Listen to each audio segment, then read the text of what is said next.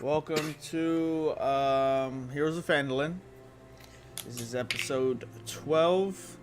Our 12 straight weeks, guys.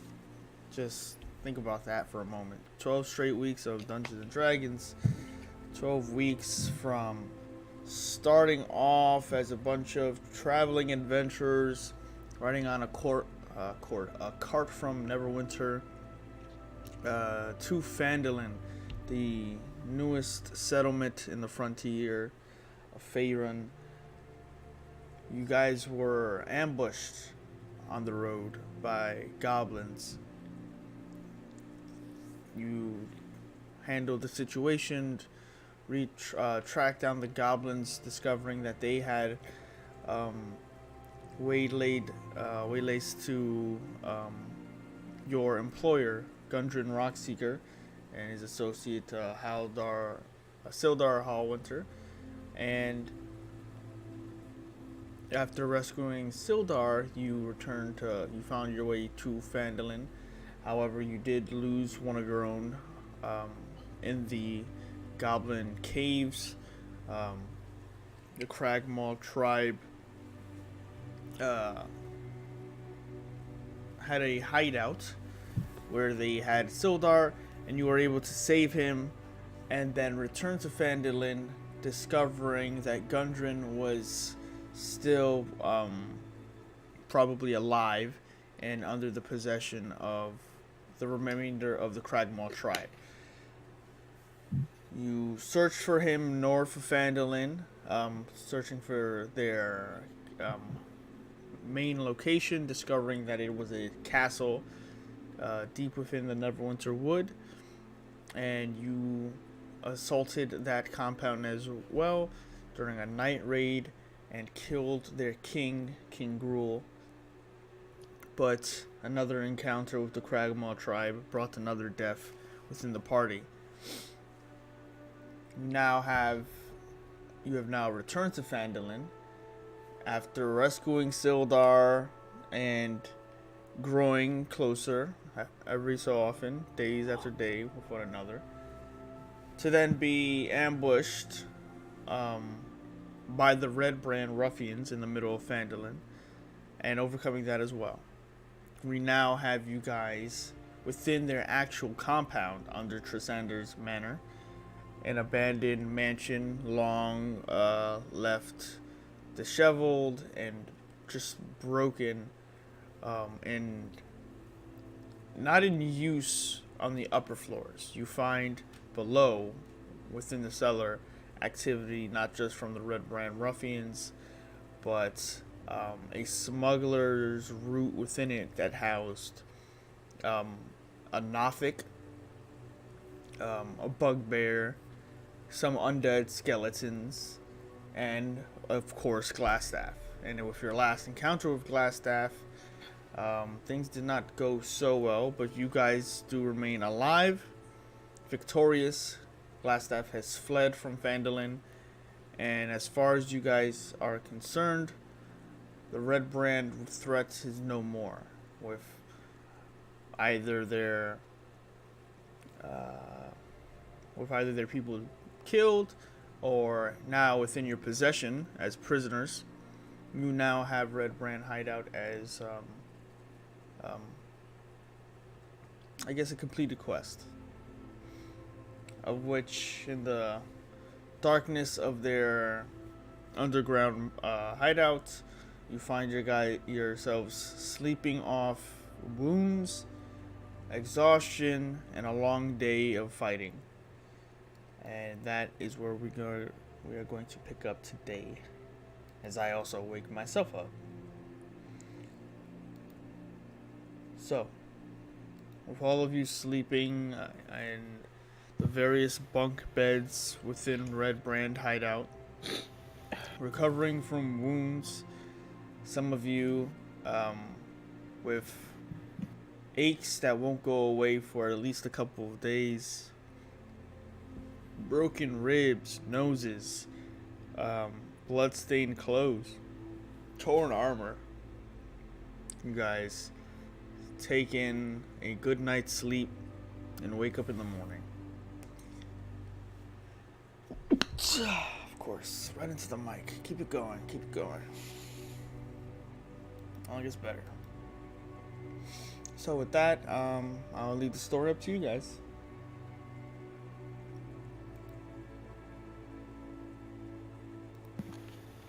I wake up with a very serious headache. Hold it onto my face like, oh, what was that then? I look around the room, everybody's just recovering. I tap my chest, and I notice my chain is on my neck. Mm-hmm. And I just try to get myself together. Okay. So that's what I'm currently doing. Sounds good. Party was also able to level up after last session. So everybody's sitting on a nice level 4 right now. Full hit points.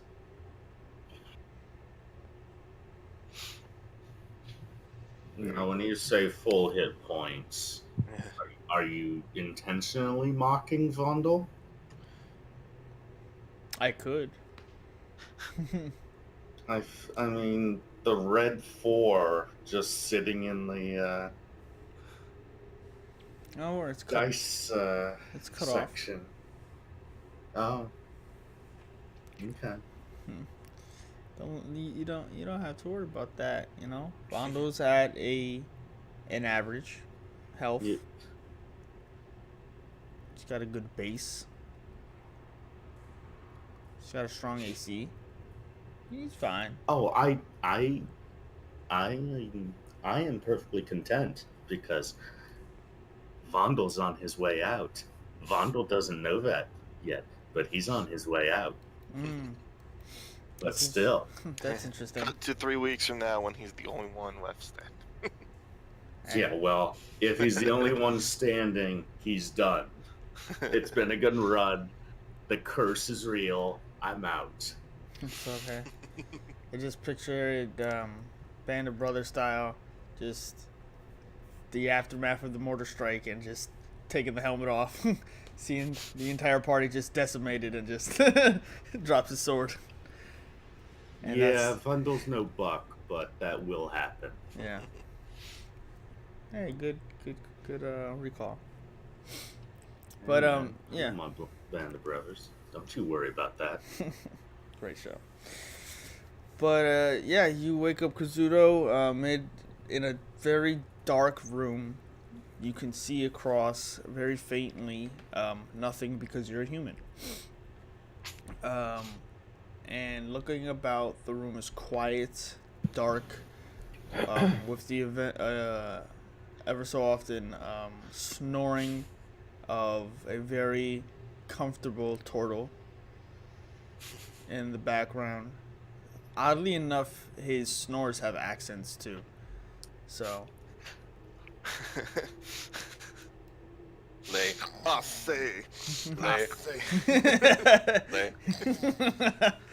Damn it, Brent. Yeah, I think Brent's my favorite. Sorry, guys. Just like Boulder Falls, everybody but Ogum dies. Oh, there was a tortoise-shaped hole in the... Fun, oddly enough. More common than you think. So, yeah. What would you guys like to do? I'm going to stand up. I'm going to make sure my face is still there. Yeah, it hurts. And...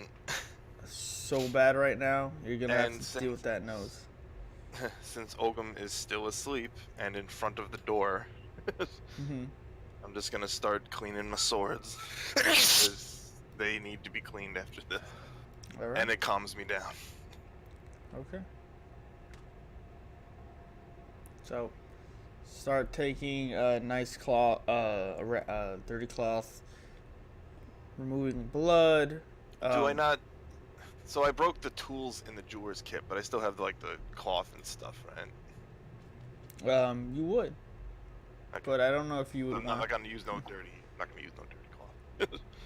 Well, It's gonna depend on, the cloth isn't like, like a rag you would use for you know cleaning I mean, blood.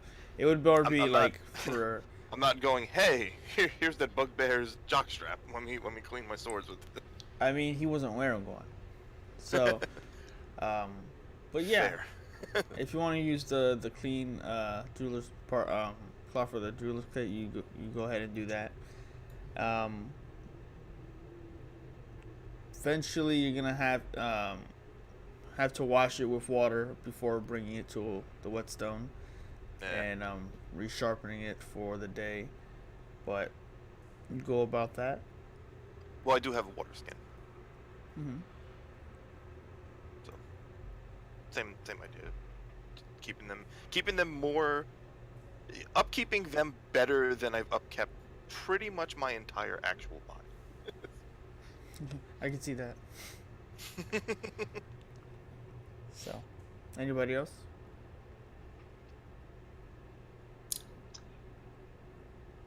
Apollyon. I am going to walk over to Kazuto. I'm going to take out the potion of healing that I picked up, Mm-hmm. and I'm going to hand it to him. Okay. Kazuto, take this. I found this in one of the chests, and this is going to be more of a use to you than it would for me. Well, thank you, good friend. It is a potion of climbing, and Potion of because you climbing? have, yes, you can essentially, literally walk on walls, and you have your gun, and that would give you a slight advantage from anything in melee range. Oh, okay. Are you sure you randomly want to chug potions you found here? Don't worry, Hazin. He'll be fine. Does he Because give I me a always sly am. wink after that? Well, he like winks at you, but you're on the opposite side, and So technically, do I see the wink? I mean, I don't wink. No, Apollyon no, does not wink. you're all No, in 'cause you're human, all you in don't see darkness. shit. You're all just like Oh, okay. Apollyon has been saying this to the I wall the didn't whole know time, this and guy. you're like, yeah, sure, and he just He's just been talking to the disenchanted ass. yeah. It's like a confessional. He's just talking to the wall right now. Places it in between the cheeks. It's like, take this, my friend. I reach out for the potion and I hit the wall by accident. But okay, I'll take it. I'll take mark it. a potion of climbing in your While I'm at inventory. it, I'll cast Prestidigitation to make a torch so we can all see. Okay. Ooh. So there's a torchlight on one of the walls that starts to illuminate in the room. You guys see the faint outline of how would a turtle sleep in a bed, Brent? He wouldn't. He'd just be in the shell. Yeah, exactly. There's just a shell sitting on top of the bed with a club beside it. That seems pretty.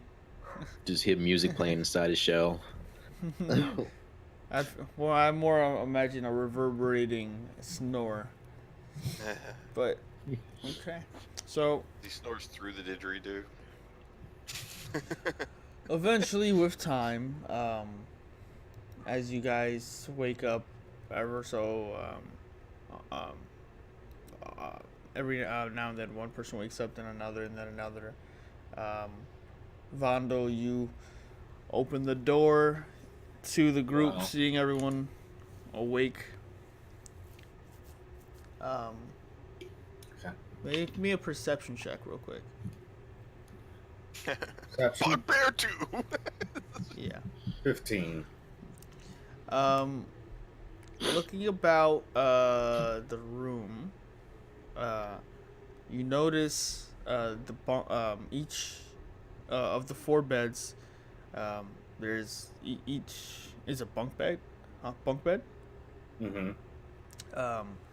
Not necessarily with, maybe I guess with a little aid from the prestidigitation torch and one of the corners, but seeing underneath one of the beds, you see an iron box, not that large, but just subtly under the bed, one of the beds. Okay. Who's the closest to that bed? I would say, if Ogum was here, Ogum would be closest to it, but he's not under that. He's not above that bed. Ogum is as soon as you open the door to your right, and the one across from him would be that bed.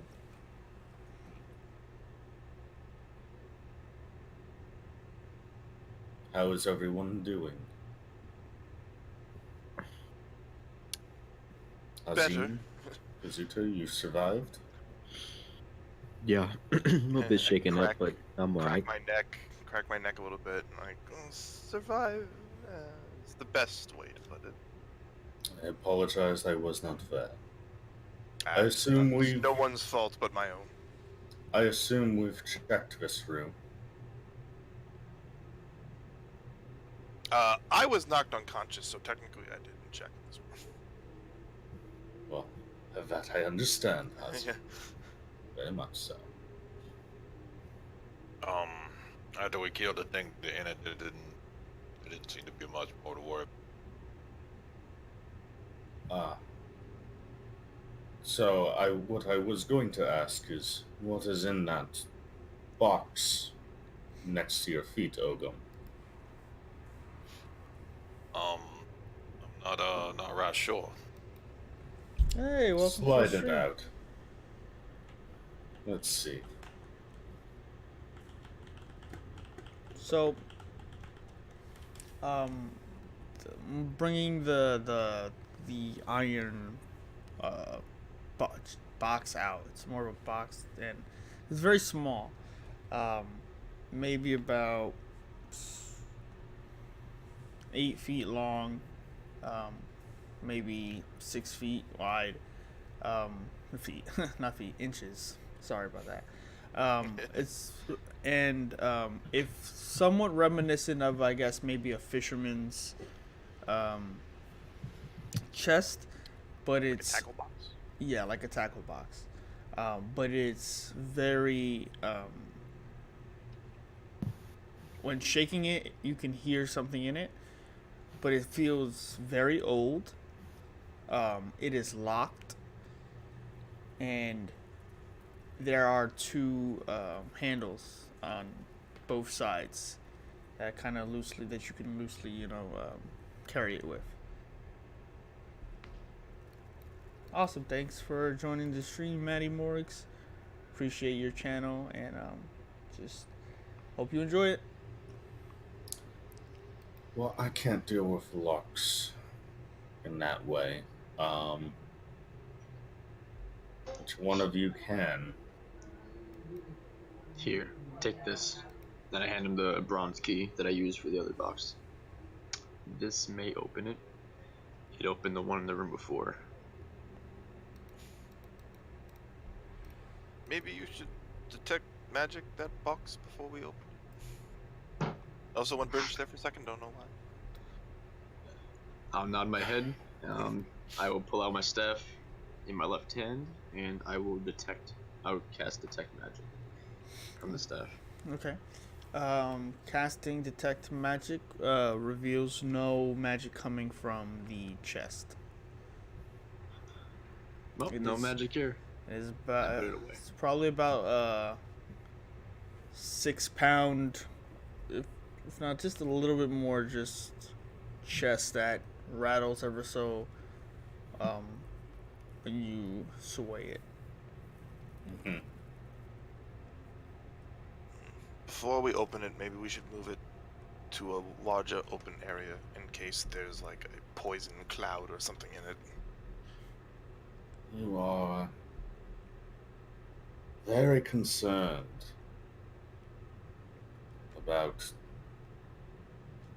really.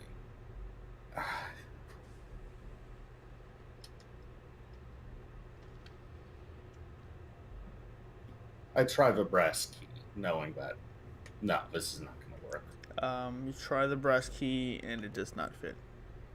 Yeah, and I just toss the key.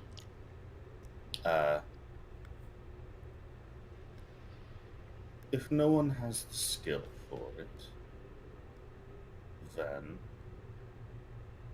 either we destroy the box,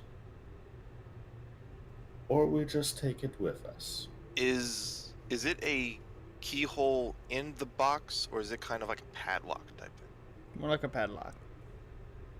Oh, if it's like a pad Kazuto, why don't you give it a try? back. And by try, I mean shoot it. Yeah, well, Not in this room, though. the metallic tattoo on my wrists are flaking off and forming a dagger. Mm-hmm. And I just point my finger at the lock. I put my other hand on the box to steady it, and I release All right. to cut the lock. Go ahead and roll me some damage. Welcome to the stream. The characters are level 4 right now.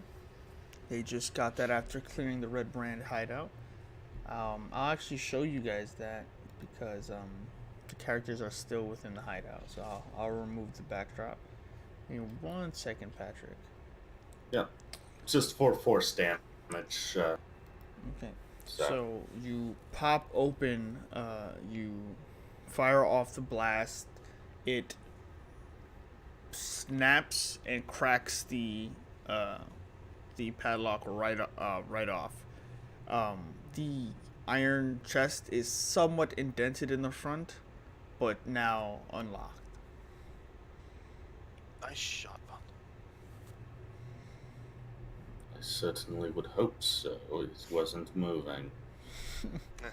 That means little. We appreciate it. Thanks for Also- stopping by. Just for the record, what is Hazen's just take on the fact that Fondle has been making rusted weapons just float and fly about at this point? I mean, he's been doing it. You've been doing it since I met you, no? Mm-mm. No. Only after the cave.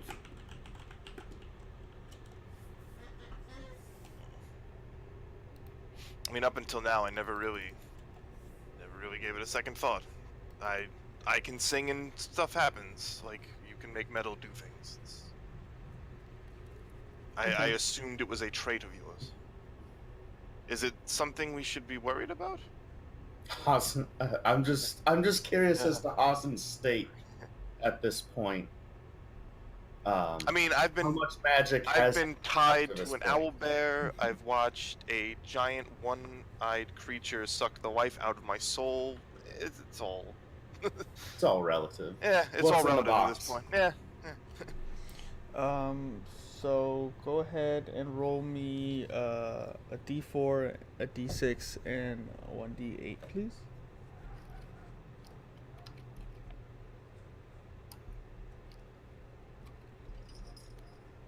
One D4, 1D6, 1D8. Yes, sir. Okay, let's see if I remember this working.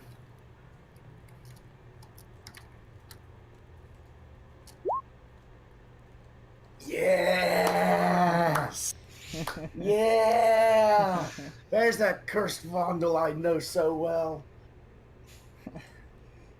So, one moment as I look this up. It One could have been worse, to copper, be 4 fair. silver, 1 gold. Yeah, I could have got the trips. Yeah. So, could have triple deep that one. so you find, first and foremost, the first thing you see a large black rock, and opening it and putting it in your palm, it's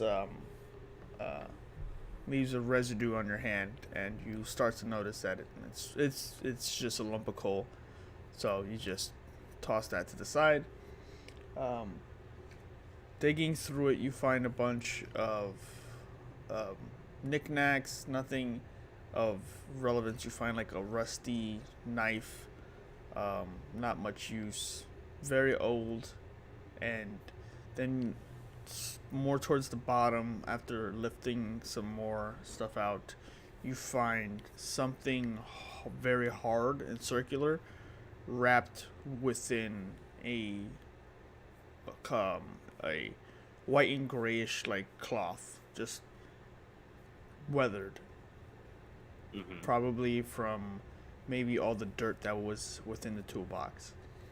Removing the cloth, you find a very large, well, I'd say just larger than usual pearl. And this pearl is worth 75 gold pieces. And you find a note within that same cloth that it's wrapped around. And it says, for Lorna.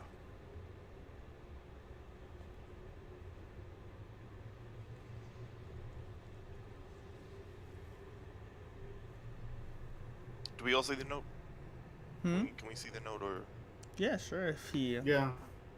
So I take the rusted knife, I take the lump of coal, and I pass everyone else the note and slide the box to whoever wants it.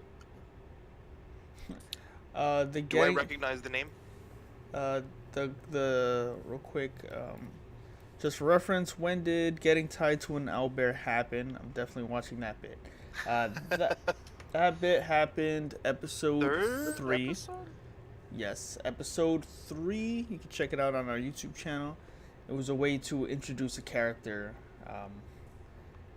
after we were... someone fell. After you one-shotted Tom's character. I don't recall. And then last session, you did the same thing. Man, it was like flashbacks. I don't recall any of this. You know what might help me recall this? Checking out the YouTube channel of Mada Zitro and watching episode 3, and that might recall, help me with my modified memory. Yeah, you shill. Nice plug. Thank you.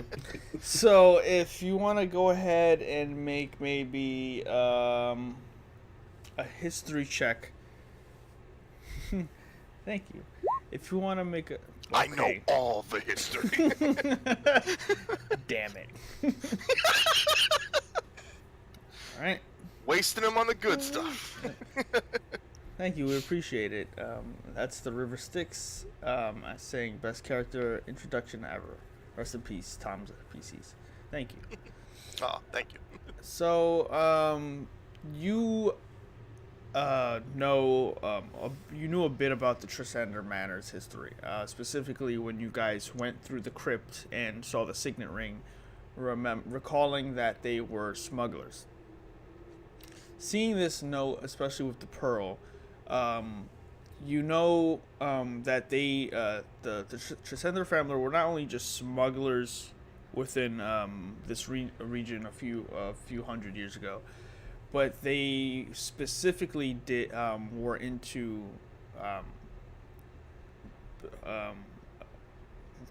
considered, I guess is the right word, or alleged to be one of the houses and or like factions that probably was the reason Phandalin was lost so long ago. There were people conspiring to work with other forces outside of the city, with the orc tribe that attacked. One in particular, a woman named Lorna. She was, for all intents and purposes, a bastard. And her illegitimacy kind of put her in a position where she wouldn't have inherited anything. And she used her just connection to the family to find small avenues to gain power through trading their family services to outside forces, even shadier than they were used to. Aside from that, you don't gather what the story behind this pearl could be, but the name does ring a bell, especially it being within here. Alright, well, I'm gonna give Fondle the note back. I'm gonna tell him this on its own is worth a hefty sum, but its history might be worth more to others. And I give him back the note. And just make sure he wants it. I refuse it. That is for you to deal with. Okay, I'm gonna keep the note then. Okay. So I merely wish to see Gundren one last time, and then, quite frankly, I am getting close to being done with this village. Real quick, what was her name? Orna. Orna, O-R-N-A? No, Lorna. Orna, okay. Cool.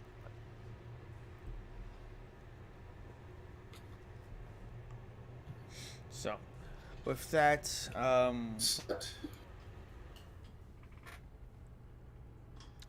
If we're done here, I would like to go stretch my legs a bit. seems legit. Is there anything else you guys would like to take care of while within the Red Brand hideout, or would you guys like to head out?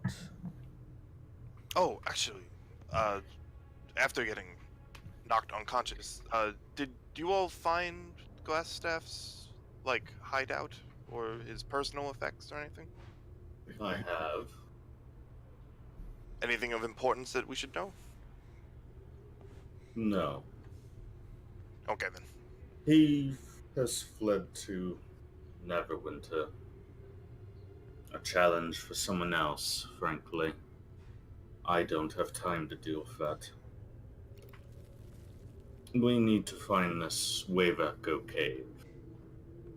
Sooner the better. I think that you would agree.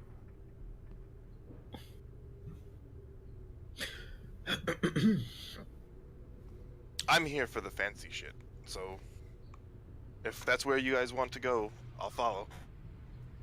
Yes. Unfortunately, there wasn't any around here. So, with that, what about you, Ogum? Wave Echo Cave, that might be a place worth seeing. I'll come with you guys. Sounds good. So, you guys eventually make your way out of Red Brand hideouts. Is there anything else you want to do in here before you leave? We did give that guy the key, right? That we locked up? Yes. Okay. There. None that I could think of. So you guys head out to find yourselves about a night sky coming close to dawn. Smell the fresh air. It smells like a nice cool breeze. Very refreshing compared to the stagnant air from the underbelly of this manor. You see in the distance, very faintly, the moon just giving a nice glow to the surrounding forest, and Sildar is not there. You estimate that it's probably around 4-ish in the morning, if maybe 5 a.m. Getting close to dawn, but still dark. You head back to Phandalin from the way you came, and make your way down the hill, eventually to the quiet embrace of Phandalin. The events of yesterday are being slept on by the villagers. And the day is yours. How would you guys like to proceed?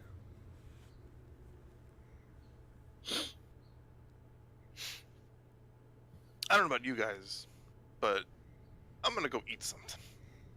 Although I'm not going alone this time.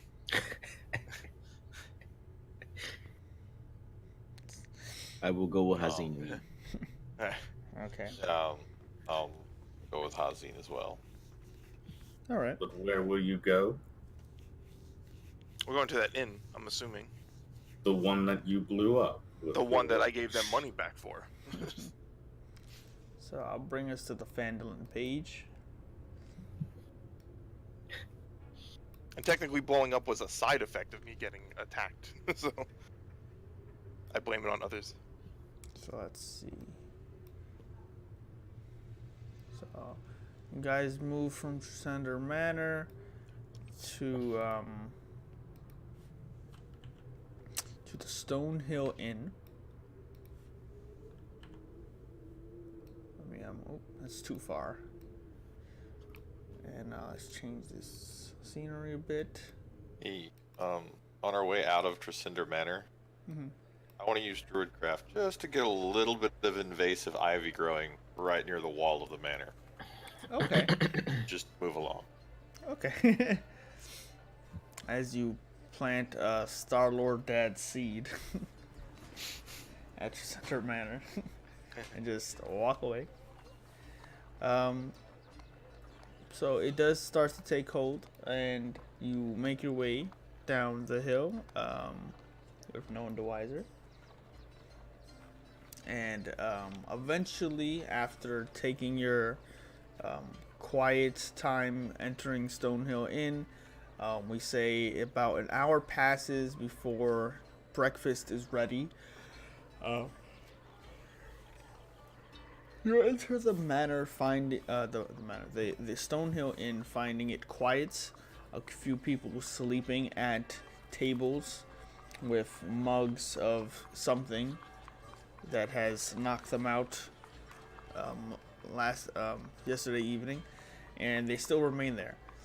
You sit down, wait for the establishment workers to come in, and they start their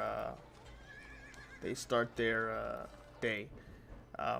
You have breads being brought to you until eggs and other breakfast can be prepared. There's water and milk. And you guys eventually find yourselves with full breakfasts on your plates, warm meals, and the day started as townsfolk start making their way throughout Phandalin. To Barthen's Provisions, to the Woodworkers, to the Lion Coster. Everyone seems to be up and about, carrying about as if business as usual.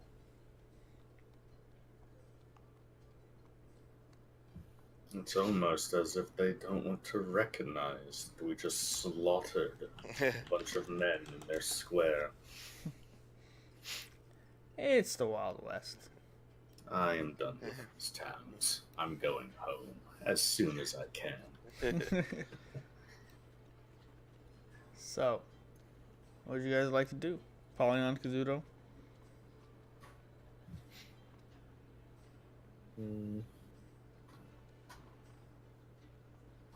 Are we still at the inn? Yes. Yeah. And we're done eating? I don't know. Are you done eating? Oh, okay. I guess so. I'll just go out and get some fresh air. All right. Make me a perception check. Bugbear 3. Get into it. One sec. How is Kazuto looking or actively like, how is he feeling? His at eyes this see point? everything. I got eyes in the back of my head. He turned on Arkham Asylum vision. It was Master- skeletons. Master Kazuto, there seems to be an activity happening across the street. You head out and you see a crowd of people moving back and forth. Not a crowd, a stream. It's the better word, more accurately. Of people waking up for the day, looking about a less active trade show, but there seem to be some of the remaining vendors from yesterday setting up, conversing with some of the villagers, and just getting a feel for the land. You noticed, in particular, the girls you rescued yesterday are moving about closely with their parents towards the Shrine of Luck. They head over there and about a family size of 6. The girls, the parents, and an additional male figure, maybe in his 20s, and they give offerings to the Shrine of Luck and start having a conversation with the priestess.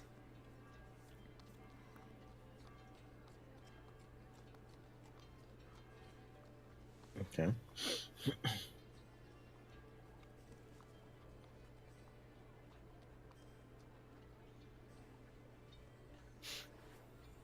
Meanwhile, I'm still face first in a just like third breakfast.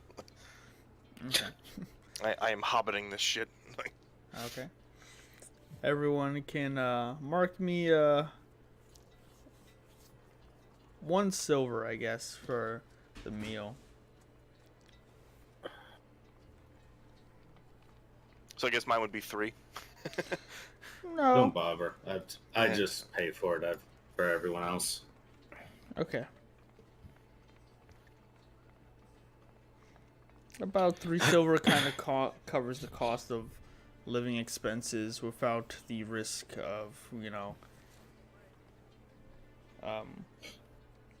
poor sleep. I don't count coin. I just toss 5. Mm-hmm. Seems legit. Someone else should talk to Gundren. Last time I was a little tense with the dwarf. Swig down.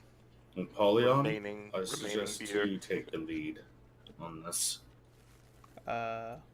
We do not have a wiki, but I appreciate the that.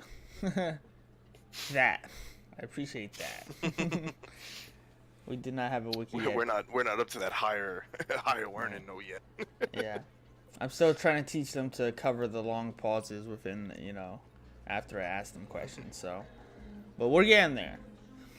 So, Polyon, can you talk to Gundren for us? If that is needed. Most certainly it's needed for me. Are we heading to Gundren's then?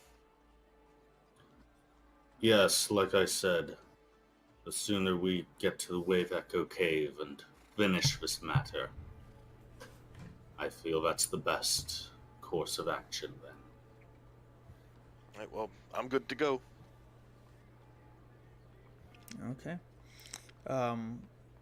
You guys all get up, pay the bill, and find yourselves getting up, dusting off clothes, and heading over to Barthen's Provisions, where Gundren has his own room and area.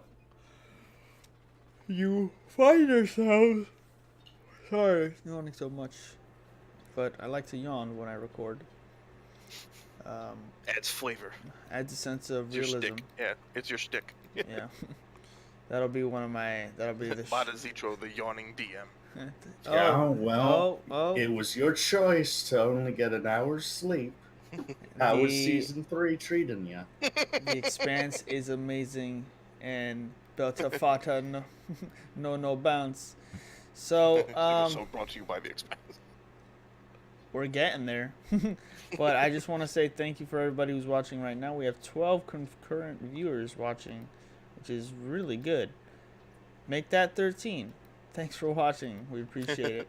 So you guys make And your... only 6 of them aren't boosted. Yeah. And if you guys would like, we just got an opening 3 seconds ago for a bard in the group.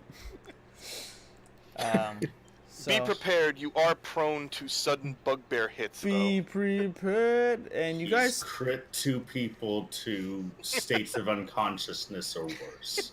well, Do not. so All just saving this dwarf. That's just, so unthankful. he's so thankful. It's not his fault. You guys are snippety. Segue to you guys find yourselves walking north of the Phandalin Road. Some people drawing eyes towards you as you walk by. Kazuto in particular draws the most attention.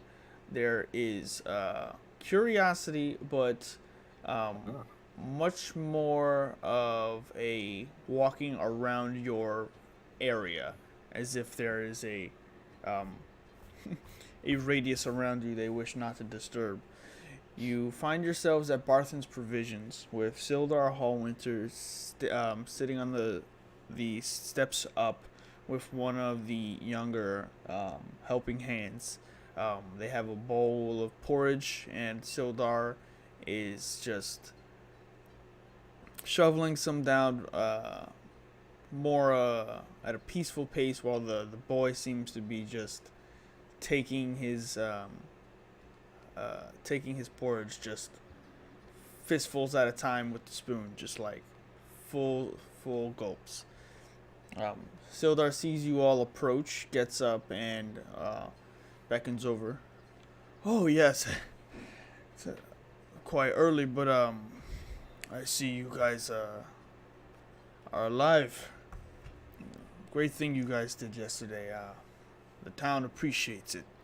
So, what are your plans for today? You have information that we need. You should speak to Gundren. We need to know where Wave Echo is. So you want to speak to Gundren? Okay. So, let's segue up these stairs. And he segues up those stairs. You guys find yourselves in Barthen's Provisions. Still quiet. You see the same trade goods for sale. You see explorer packs. You see cooking supplies. You've seen miners' equipments. You see various bits of equipment that can be used for a bunch of different tasks within Phandalin. And you see eventually the Barthen himself. And then coming down the staircase, after maybe 20 or so minutes, Sildar returns, more appropriately dressed for the day, and with Gundren in tow, who comes down the stairs. You notice Gundren much cleaner now. His beard is a clean, very visible brown. Manicured nails. His robes are green with nice trimmings of silver, and not like the most expensive clothes, but for this the vicinity of Phandalin, he is probably the upper echelon. But he comes down and he goes, "Okay, my friends. So, some of you like to start early, that's good. I guess we'll be looking... Echo Cave. Okay. Where is it? Oh, I forgot. Fondle is he's just cocked his head at Gundren and his appearance. Okay. Gundren looks over at Apollyon and goes, I see you have 2 assholes in your party. That's good. So, You know, we didn't have to help you, right? no, but you did. And you were paid very handsomely for it, I believe. Why don't we just get the bullshit out of the way and talk what we want to talk about? What is your purpose for Wave Echo Cave?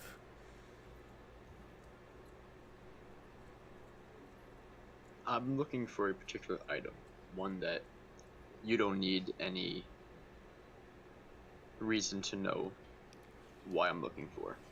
But you know where Wave Echo Cave is. We don't have much time. Our friend Fondle over here, he doesn't like this town. He wants to leave. And I'm gonna help him leave, but we need to know where Wave Echo Cave is first. That's fair. So I assume the rest of you are willing to finish this adventure off. This is true. I'm here for the ride. So, if this is their decision, I'm with them. I'm quite curious to see this Wave Echo Cave myself. Let's do it. Okay. Right this way then. Let's do this not in the open. Siltar, why don't you gather some equipment for them?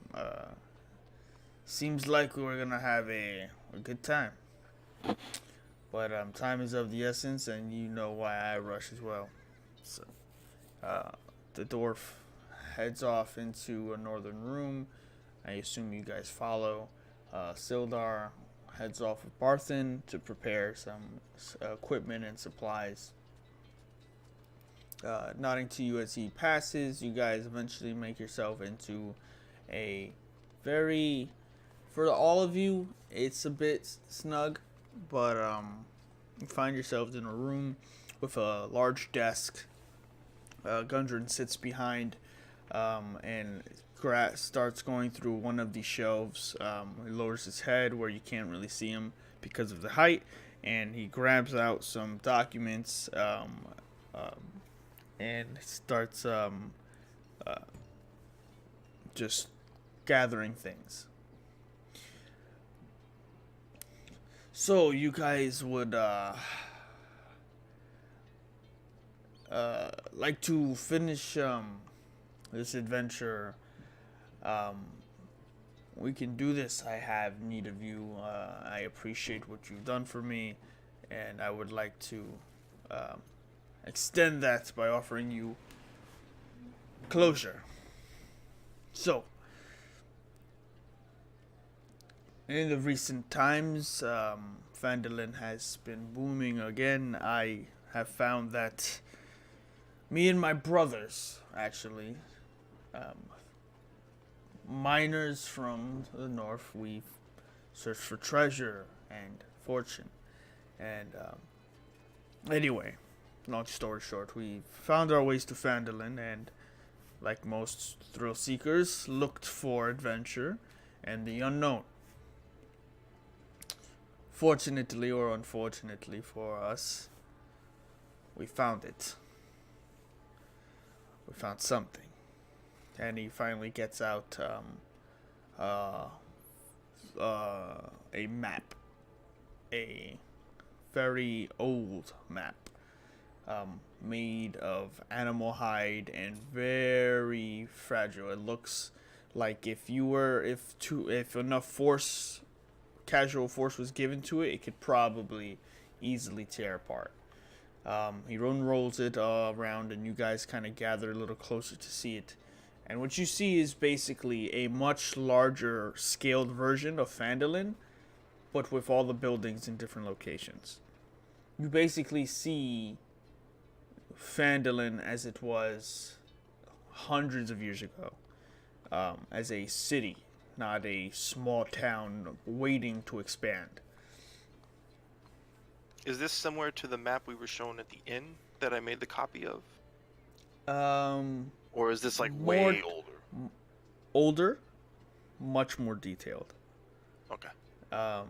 It's got it has names of like halls, not just of a not just like of an inn. It has like the Trade Guild's hall is here. Do I see anything of importance or something that catches my eye on it? It would depend on what you would regard as important.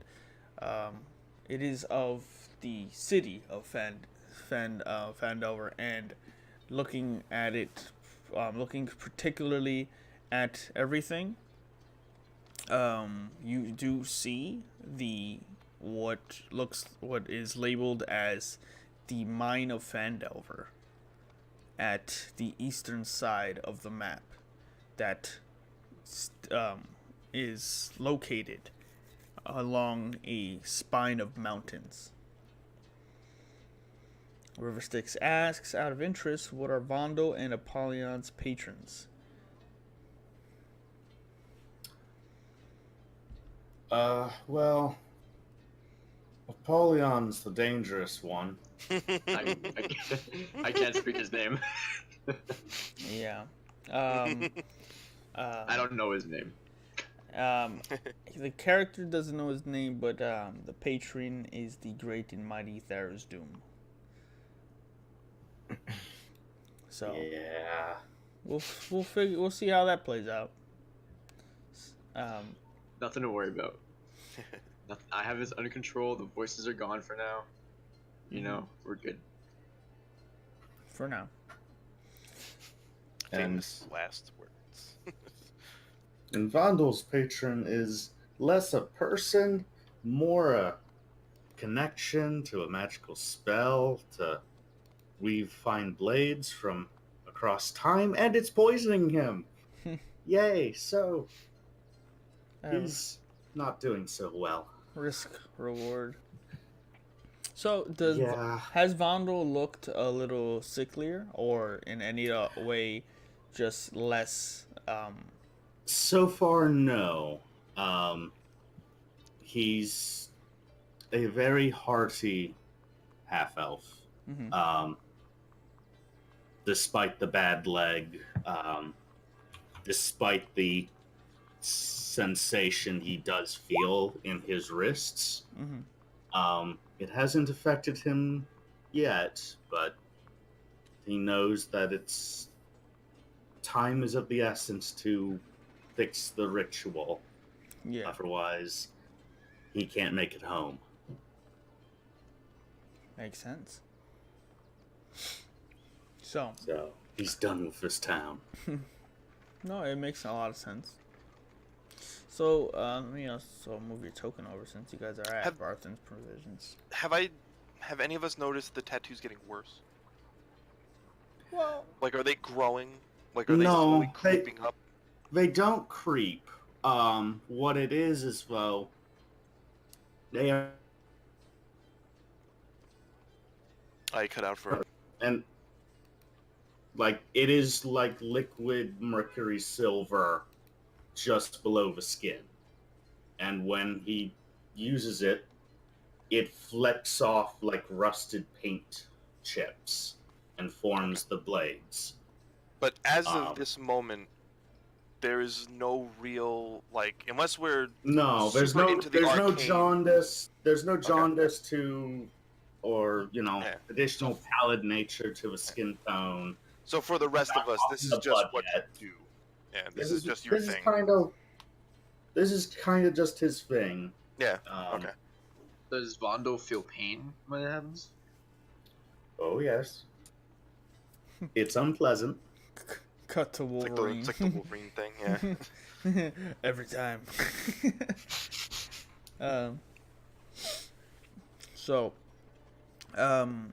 Standing around the thick wooden table in Gundren's office, you all see the various locations of Phandelver, the city that once was.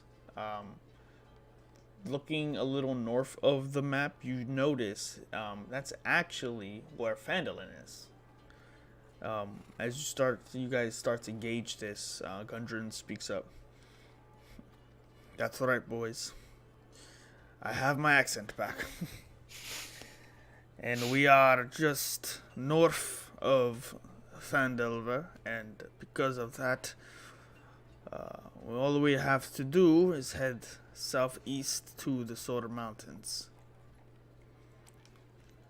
So now that you know where Wave Echo Cave is, as you call it, to me, it is known as the Lost Mine of Phandelver.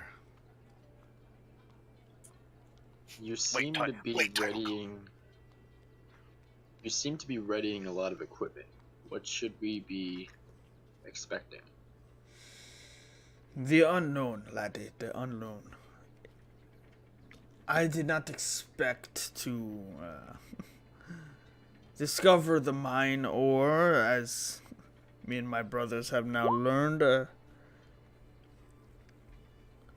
we did not expect such eyes on us, nor forces behind the scenes trying to accost us. Have you met the Spite? Gundren's eyes kind of, as if like he's kind of not blacked out, but like spacing out, as he's looking at the map. I have no idea who this is, but do I notice that? I would like to sense that emotion. Like, are you bullshitting me? Yeah. You can go ahead and make insight checks if you guys want.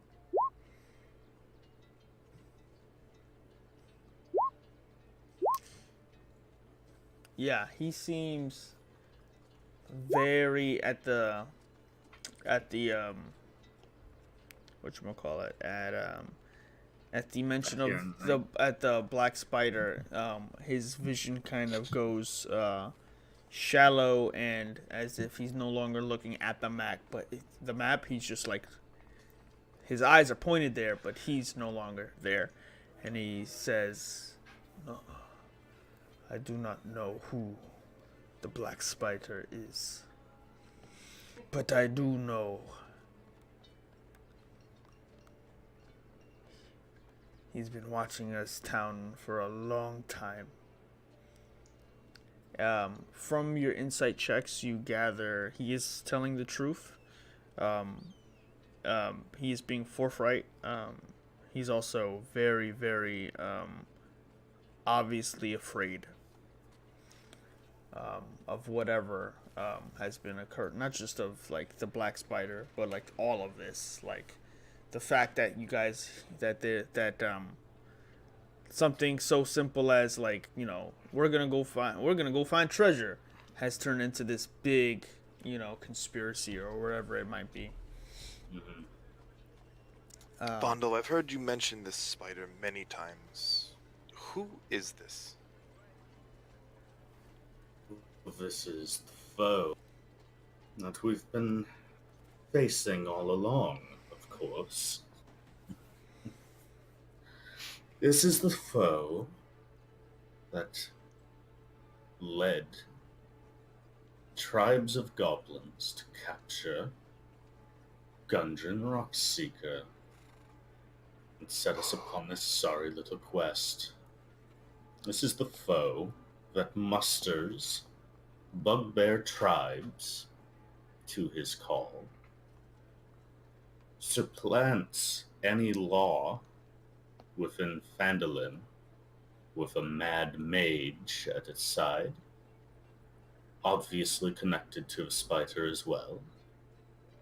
I will undoubtedly be sure that he controls an orc tribe that currently threatens this little village of not much value. He is a problem, and he should be dealt with. Agreed.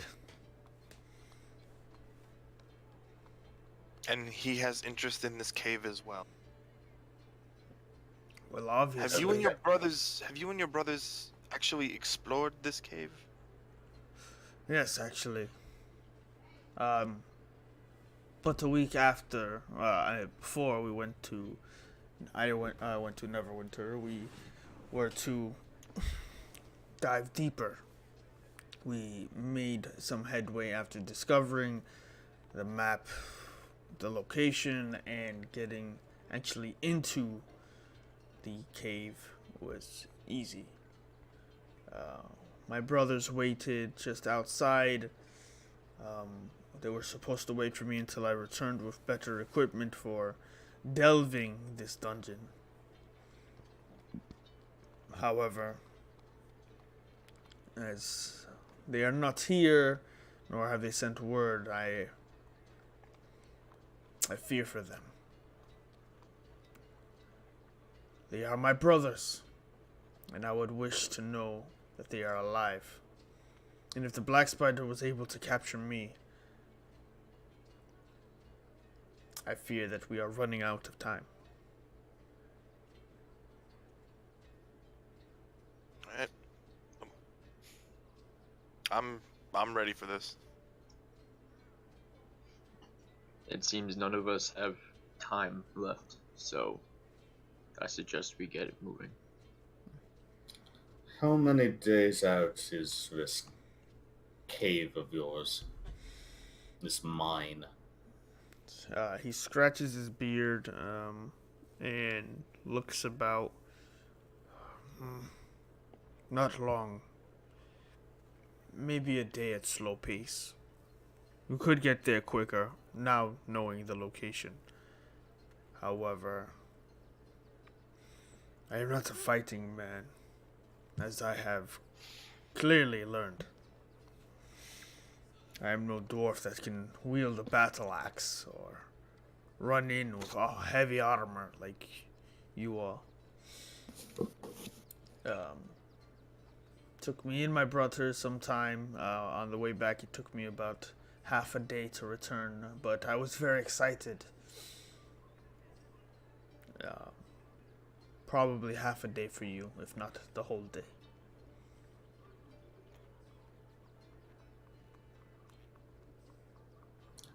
How far did you get into this cave? In the grand scheme of things, not that far. It had a drop that we were going to, which is why we needed the better equipment. There was a drop maybe about 30 feet down after the cave entrance that split into a couple of paths. Equipment to get down would be one thing, but also there's no telling what is on either of those paths. To go down one could mean any number of things. Especially now that we know this Black Spider is interested in the Wave Echo Cave. The Lost Mine of Phandelver.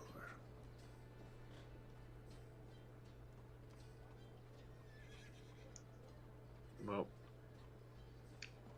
does anyone here have anything that they need to do before we leave? Aside from stocking up on some torches and probably rope, I think we're good, unless anyone else wants to do anything. Ogum? Kazuto? How are you? Could use some torch. Yeah, likewise. Gundren, is there any equipment you have that someone such as myself would be interested in that would benefit me? Of course. I have these. And he pulls out a bunch, a single piece of paper. One for each of you. And he puts one in front of all of you. As the finder of the Lost Mine of Phandelver, there is one more thing we need to go over.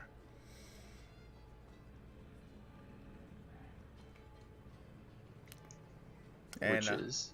you guys see in front of you. Can I read the paper in front of me, or do I have to like flip it over? No, it's very visible. You guys see before you 6 contracts to be under the employ of one Gundren Rockseeker. So, to be fair, I am me and my brother's own rights claim that we have already recently, as you know, as the finders of Wave Echo Cave, we were able to get contractual rights to anything we find within it through the Neverwinter government for the next 2 years, as long as it does not remain a threat to defense of the city. However, through that, it has given me some other benefits and rights that I would like to extend to you for simply discovering the location for yourselves, clearing it out, and discovering the whereabouts of my brothers. That is all. For that you will all be handsomely rewarded, along with royalties for any gold, mithril, jewels, anything found within. You will get 5% monthly for as long as the profits are at agreeable standards. So, Can I take a look at this contract to see if there's anything in here that's like must work for Gundren for 10 years type deal? make an intelligence check. Ooh, my best one. That's crazy. Not bad.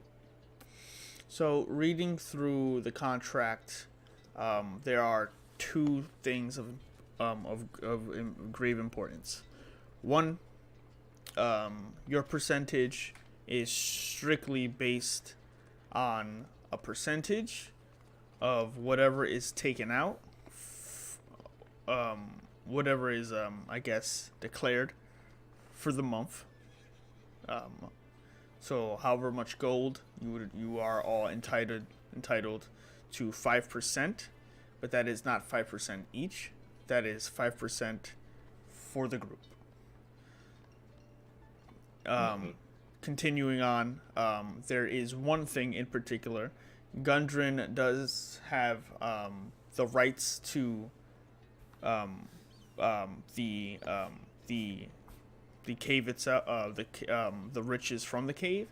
However, Neverwinter has the rights to confiscate any arcane, divine, or demonic artifacts that would threaten its borders or the safety of its realm. Along with if the cave itself is discovered to be that,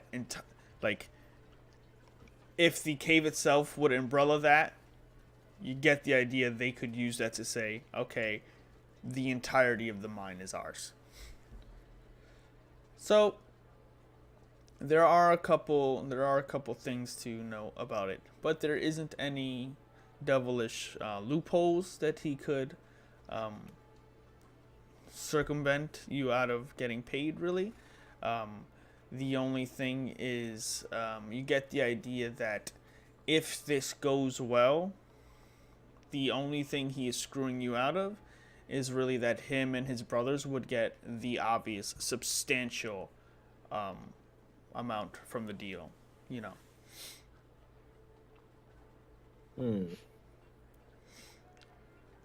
So, seems pretty fair, but like a standard contract. Okay. I don't mind this pittance of gold, but I am a treasure hunter by nature. If there is something in that cave that tickles my fancy, I am keeping it. If you are okay with that, I will sign this.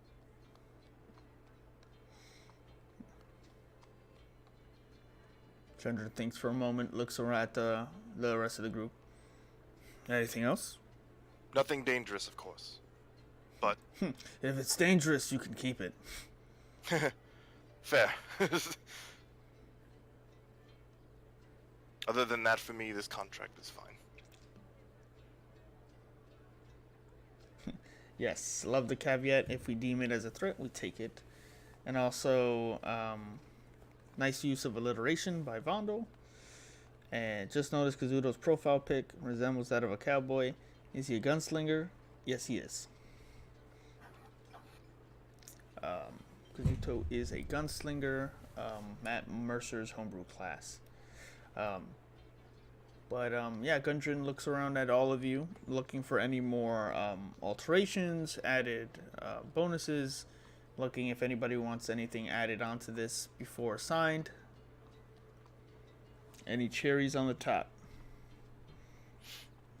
I would like an extra percentage given to Alton's family in the case he doesn't come back.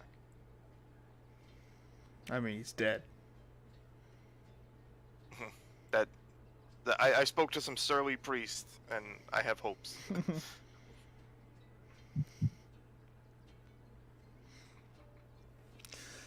I'm even willing to give my share to that, but I want his name on this, at least his family.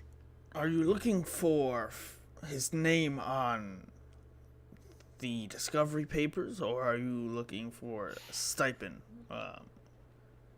like something to send back? I would prefer it if it was this offer you're giving us right now, of this constant 5%. I want at least his family to get something out of this.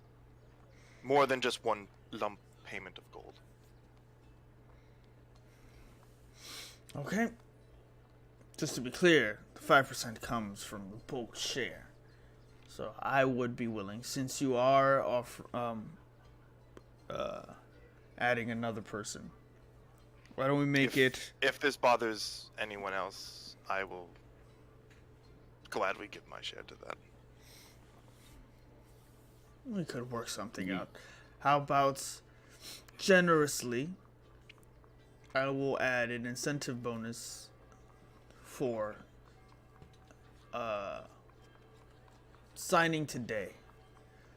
Why don't we say 250 gold pieces on top of the 5% monthly? A flat 250. 250 each or to split? Split.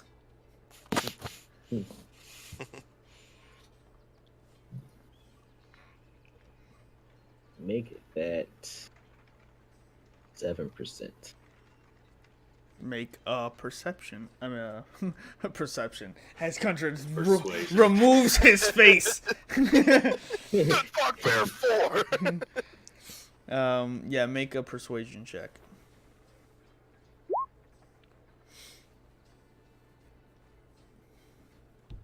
Gundren looks you up and down, looks at the group.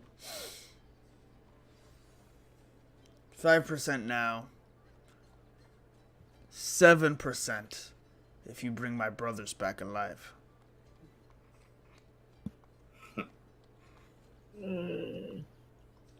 Frankly, I don't care about the gold or anything of sort.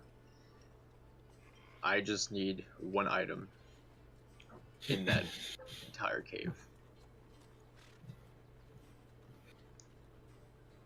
And if this contract is going to get in the way of me being able to do what I have to do, I will not sign.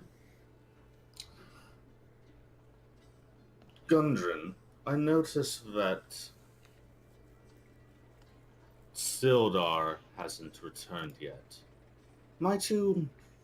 You would know where he has gone off to. Would you mind seeking him out to make sure we are ready to go on our way?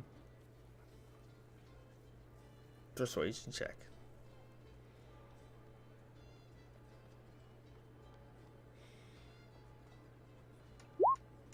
$11. Well, he's tending to the business of gathering your climbing equipment and so forth.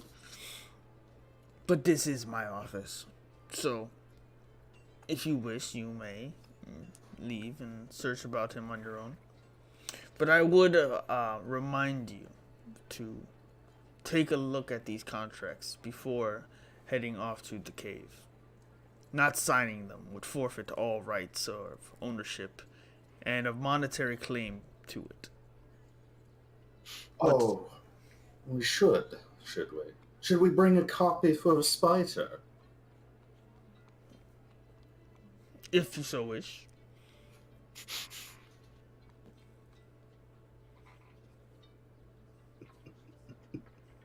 Your love for your brothers is so touching.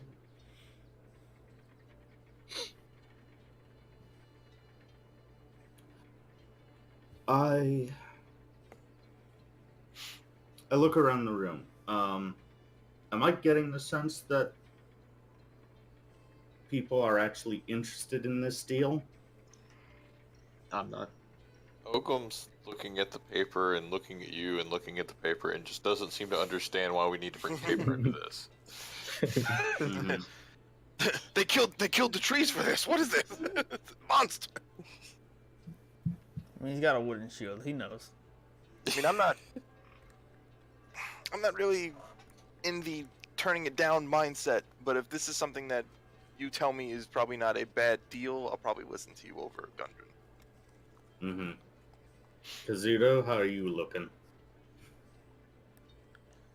I want to do it, but if you guys don't, it wouldn't bother me either.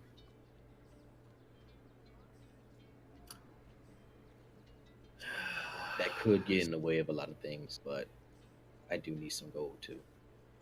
I don't know. I think it may be a little shifty, but I think his support with us is probably better than if we go off. I look at the contract again. Yes. So, to be clear, who are the signees? Who owns the rights to the mines? Gundren, Nundro, and the other brother whose name I forget, own discovery rights, meaning that for all intents and purposes, they own all rights to everything they find within it. Anything taken from it now would be theft because of their discovery. However, Neverwinter oversees their ownership because it's within their realm. If at any point they were to say, "Oh, there's a nuke in their cave," you no longer have rights to it because this is a threat to the borders and well-being of Neverwinter, the realm, in which they would take back. Mm-hmm. So, it's not clear what the threat could be, but seeing as it is a business venture, it's really hard to say, if this is looking like, a shady deal. It just seems like a standard contract between, discovery contract, As long as they're not doing anything that would risk the safety, he should not only have the money, but you would also have be able to attach your name to this, and then you would share in not only the profits, but in the somewhat ownership, I guess, of like the discovery. Mm-hmm. Everybody's telling you to get 10%. Go for 10%, my lord. Well, like I said before, there's nothing in here that says we are permanently No, it's bidden to Gundren. this is No, specifically this is for It's just like us getting on the real estate program. Okay. yeah. As long as This you is buying stocks into Okay. the yeah mine. yeah in you, effect. Yeah, I don't want this randomly to be like, now you guys have to work that mine for 10 years. Gotcha, bitch. in lieu of stock and ownership of it, he's maintaining ownership. You are gaining a percentage of the profits. You are getting 5% of the profits every month until there is no more money in the mine, basically. Mhm. As long as the mine makes money, you make money in perpetuity. And we're only getting what 7% from that if everything goes. 5% now, adjusted to 7% upon his brother's return. Mm-hmm. It's almost said maybe 15%. Maybe 15, maybe The 30. I would like it in writing.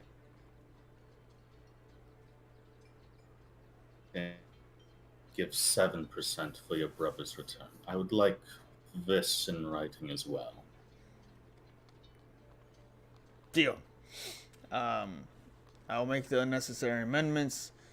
It should take us about an hour to rewrite the contracts, same as before, but with the amendments you have of the stipend of an additional 250 gold flat every month for the family of Alton or himself upon resurrection. He says, like, yeah, we just said that. Yes, mock me after you were captured by magic beasts. I just would like the book to be official. Very good. We will wait an hour. Okay. And I tap my head, just like poking at it, Mm-hmm. and I'm looking at you, Apollyon. I'll link with you. Pass the word. No one is to sign. I can't believe I'm dealing with politics in this land. Understood. So I will link with. Actually, no, not yet. I'll just after I'll unlink with Bond, and from there I will just I'll hand the contract back for him to redo.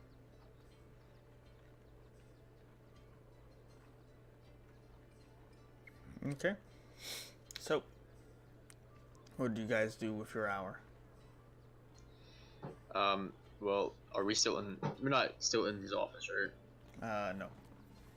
Okay, so assuming I'm going to where are we right now? Are we just Where are you? Wait, if We'll we're head not, down. Did we get that 250 right away, or on Nope. signing? On signing, you haven't signed anything. On sign. All right. Okay, so in this time, I'm going to pass the word. I will link with everyone individually in different times, deemed appropriate, depending on where we go.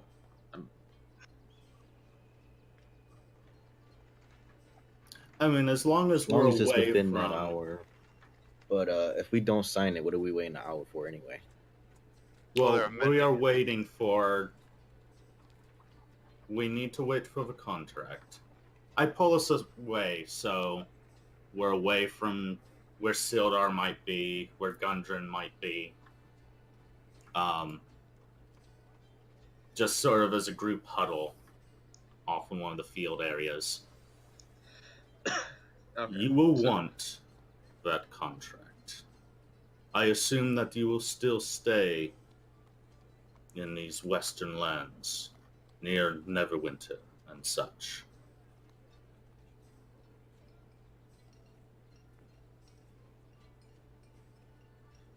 Kazuto, where do you live? Where is your home now? Where do I live? Yes. I don't have a home.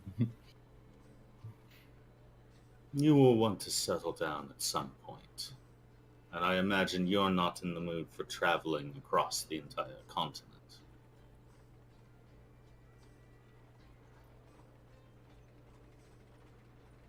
And just to help make this world a better place, I do what I can. I chuckle a bit. I have no real place I hang my hat. At some point you will do so, I imagine. The point is, Gundren, I dislike him on a personal level.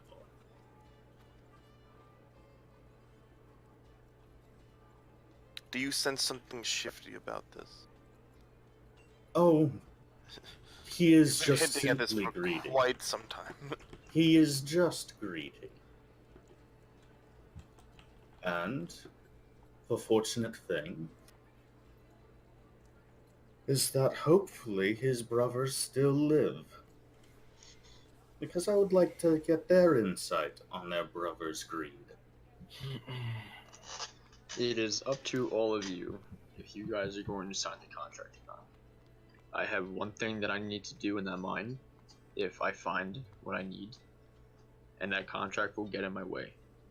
All I need is that. What are you looking for?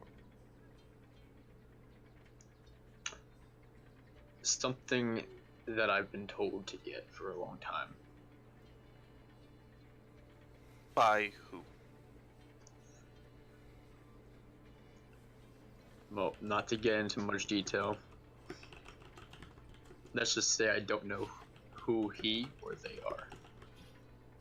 See, now that sounds like something that if you were to take out of that mine, no matter what, someone is going to have a problem with you taking that. Having Neverwinter on your side, even if they just take the object from you, might be a little bit better than them hunting you forever. What I'm hoping is that it will provide answers for what happened to me in my old life, let's say.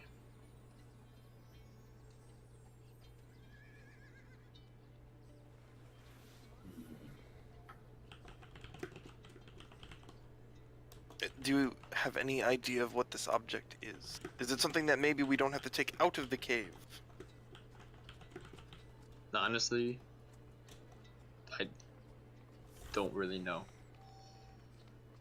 It's gonna be too much for you guys to really understand, but let's just say that if I don't get this object, or find it, or use it, I may die, and I want to live long enough in order to understand what really happened as a child.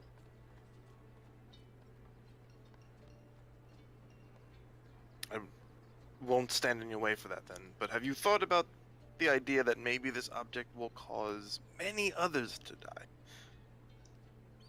Unfortunately, Having Neverwinter on your side might be better. would it be better than something that I can't see? You would have at least backup. You would have other arcane masters looking at this object rather than just you. It's not the object I'm concerned about. I need the object for something else. That's my point. There is something telling you to grab something out of a mystical cave that you do not know. A cave that is under protection by Neverwinter in case anything dangerous comes out of. Well, unfortunately, I do not have any knowledge of this. All I know Why don't we is that I need it. go back, we tell Gundren before they finish amending the contract that anything of magical note that of interest to you, you are allowed to study with in Neverwinter. If you wish to do so, we could go back. I doubt he's going to listen. This is up to you. I've only ever been in this for treasure. I'm in this for much more than treasure. And to be honest with you, I don't know who is really telling me to get this.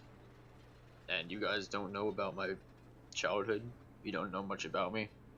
Because I don't even know if it's the truth. I'm just hoping that this will give me answers. And unfortunately, I don't know what's to come. When I find this object, I don't even know what I'm looking for. That is like a very confusing explanation. Well, I don't expect anyone to understand. Just, I need that object. Do you know what that object is? When I find it, I'm hoping so.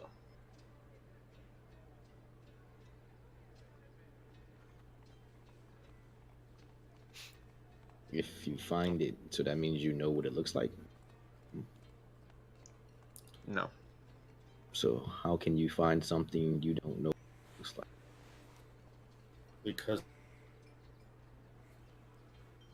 You cut out. powers that be. And I rub my hand across the tattoo. Some of us are a bit more shackled to it than others. I suspect Apollyon is much like me in that way.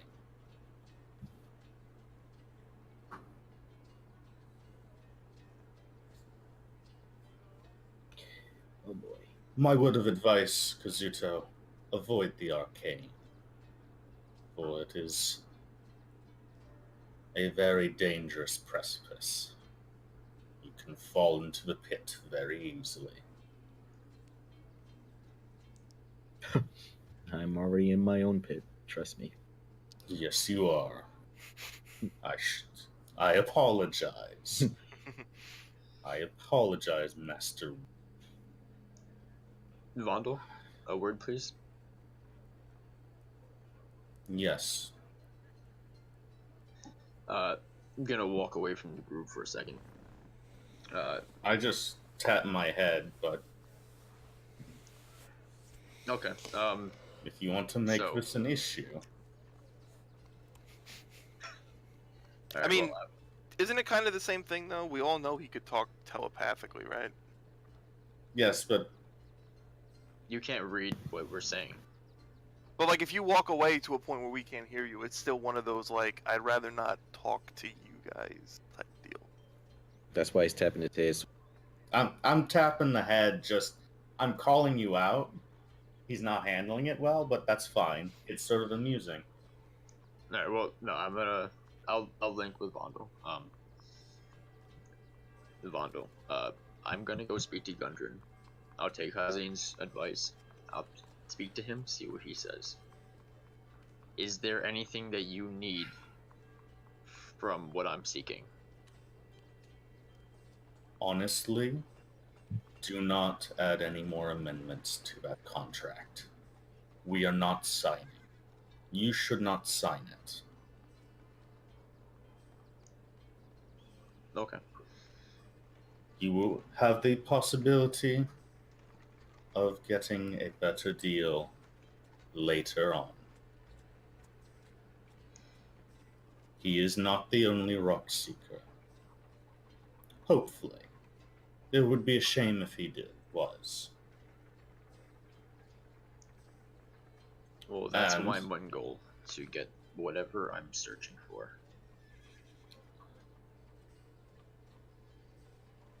If there's an item of value, then you have to have it. I suggest that soon after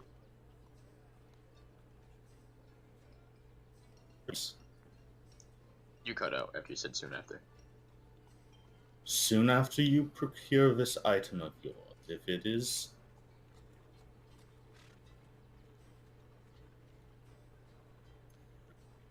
or regardless, do not return to these lands. Leave the West. Okay. Find another land to inhabit.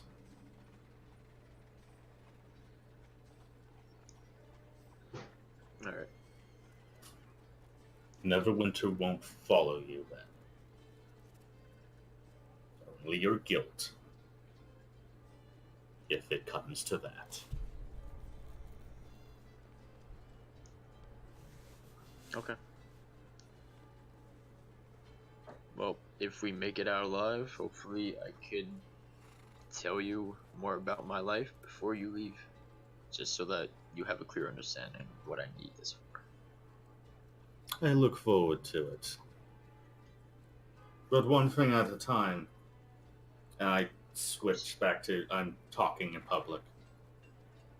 I'll unlink. All of this is pointless at this stage if we do not successfully reach and clear this cave. Are you prepared to do so? If there's anything you need before we head out, now is the time to procure it.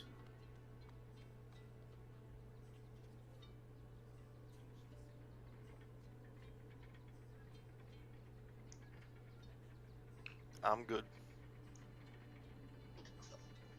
Do you How still much? have parchment, Hazim? How much for a bundle of torches? Let's see. No.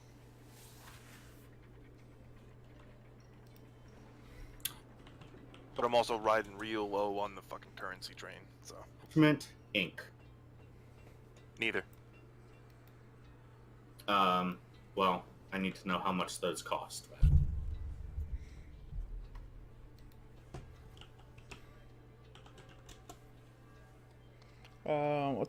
A torch is 1 copper.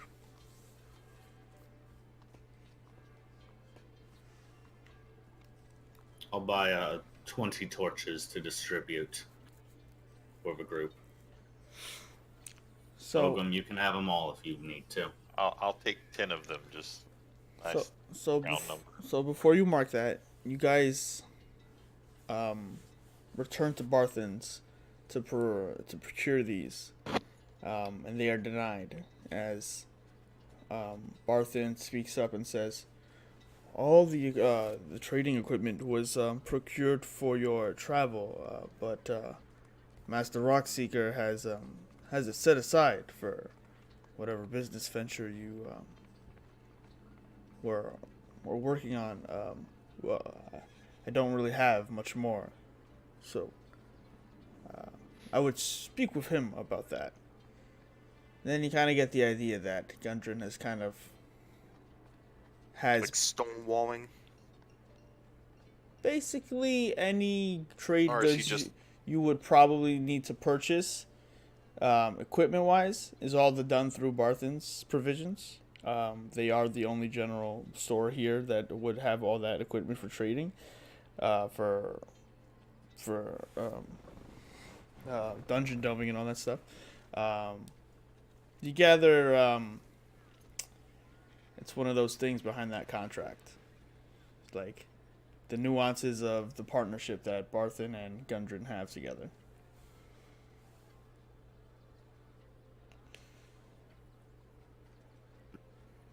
Parchment and ink. Let's see.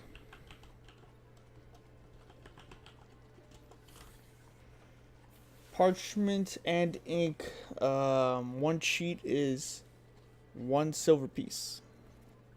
Okay. Going about it, it's still sold at Barthen's provision, so that would also be denied. Really? Barthen, Yes. seriously. You are denying me a little paper? I would speak with Gundren. He was. I have the money right here, and I pull out the big sack of silver, and it crashes onto the counter, all 175 pieces. And I can't procure a little paper and ink. Go ahead and make a persuasion check.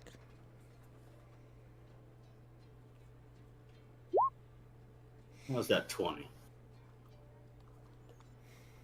He looks about at the surrounding whoever is in the shop, and he goes, I think I could find a stack or two that have not been brought into the inventory yet. That would be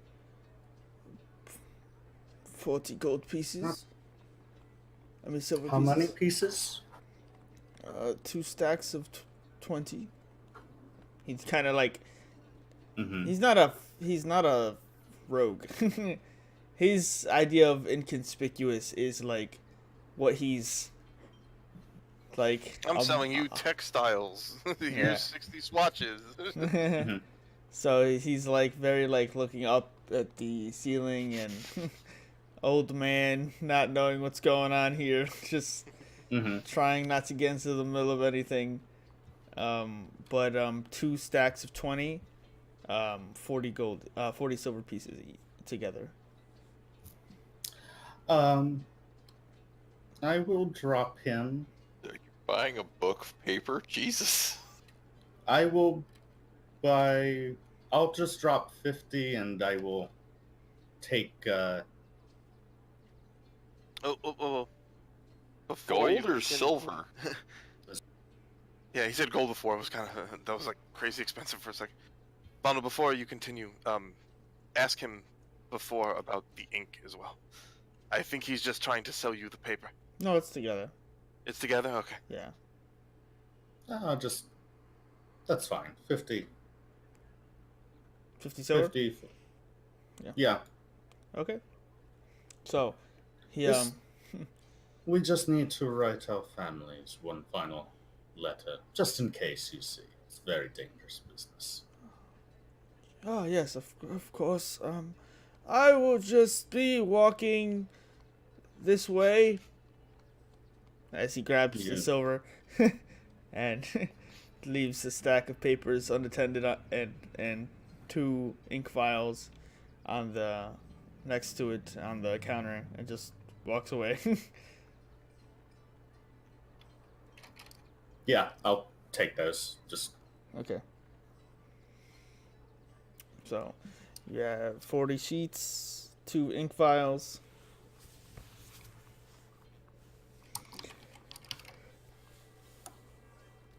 if anyone does need to write a letter, you let me know.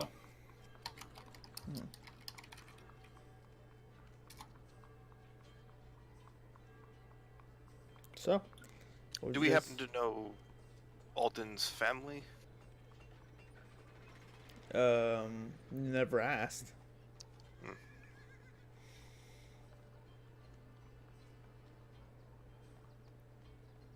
No, you. You do know that he had business with the town master.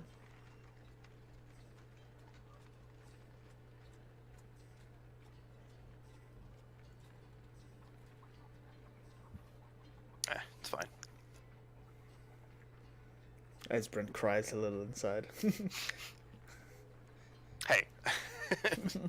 I'm still trying to bring him back. Fuck his backstory. No one checked the body. Chirp, chirp, chirp, chirp. It's just his pager is just constantly going off 6 feet deep.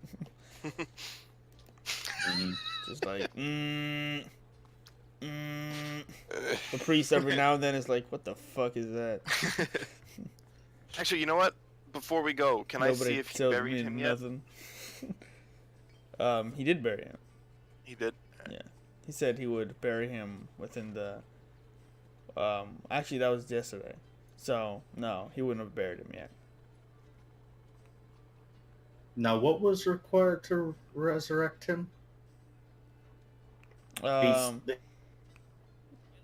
He just told me to hit up Neverwinter.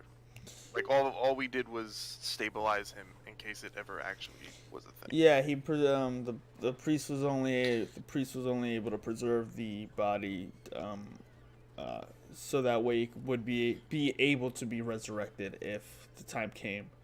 I see. Mechanically, allowing an extension of the raise dead spell. So you would have more than 7 days, but that still doesn't last too long. So but he was still able to extend that. So Respite or whatever it is, or like, does it give you like 30 days? yeah, it's Whatever like, the spell's called. yeah, I think it's like a month or something. Okay. Still got time. Yeah, it's only been a day. Well, a day since casting, so. I'm going to ask your priest to actually travel from Neverwinter, and hopefully by the time we return, you will be here. Yeah, it's a good idea. I hand you a sheet of paper to write your letter. Okay, well, I write the letter requesting. I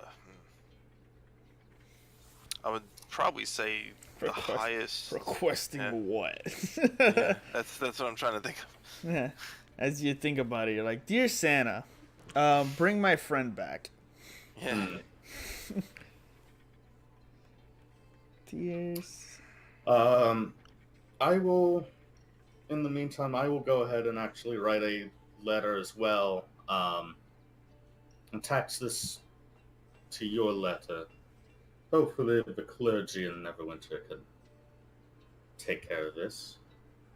And I write a little missive to government official, signaling a warning.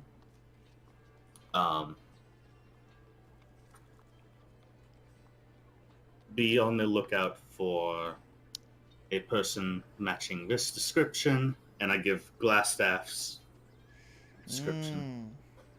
Nice. The wizard Glassstaff has fled his crimes in Phandalin. He is the Raiser of the Dead, leader of a violent gang, has terrorized, extorted, and abused his power.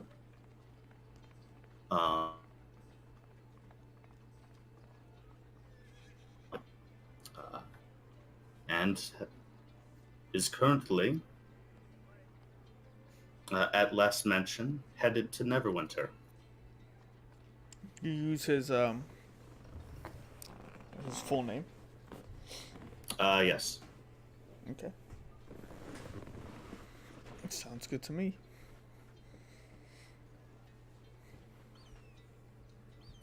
So you write the letter, hand that off for mailing. Barthen takes care of that as well. Here at Barthen's Provisions, we do everything. This session brought to you by Barthen's Brew. I'll give him 5 silver for the postage. Much more than needed, but he'll accept it if you wish. It is a rush order, as it were. Yes. To beat a certain steed heading north. Makes sense. So with that, is there anything you guys would like to wrap up? Anything you guys would like to expedite? What are you guys looking to accomplish before heading towards your goal? Kazuto, Hazin, how are you on ammo and such? Ammo, I'm good. I still got some rations left. I still got some water. I'm pretty deep. I have enough ammo for one more venture. Alright. Apollyon, are you set? Yes.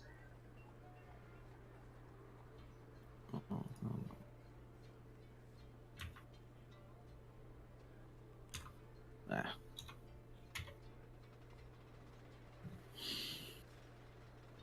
So, the hour ends. You're set? Ogum, you're set? Oh yeah, whatever I need, I'm sure Mother will provide me. Alright. think we're on our way to a certain cave as soon as we have that contract. Do you guys sign them? Do you No. return? You return to Barthen's. You return to the office of Gundren. He presents the newly addendumed contracts, and you guys do what?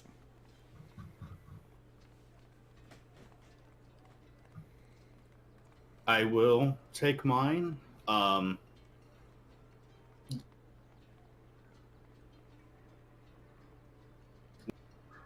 I will roll it up and stow it in my possessions.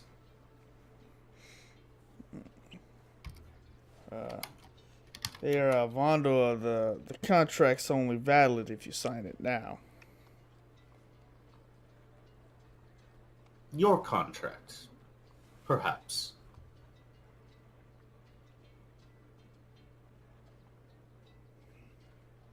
I figure it was worth having such an object, sort of as a, oh, what is the word here? Oh, it's on the tip of my tongue. Just a reminder of my stay here. Gundren looks at the rest of the group. What do you all do? There, Mr. Gundren, can we just, where I come from, we can just shake on things like this. How about we just do that? Ogum, there's no need for such a shake, unless you truly wish it and complicate things later. Gundren looks at the rest of the party. And with your faces kind of in a unison with Fondle's alignment.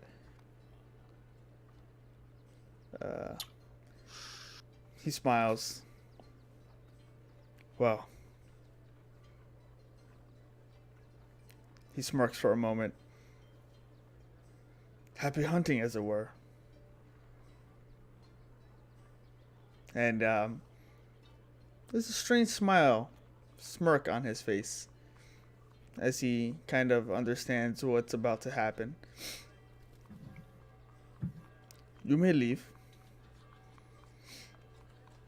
And he just stands there with his smirk and waits for you all to leave. To clarify, I did not sign anything. Oh, yeah, I know. He knows.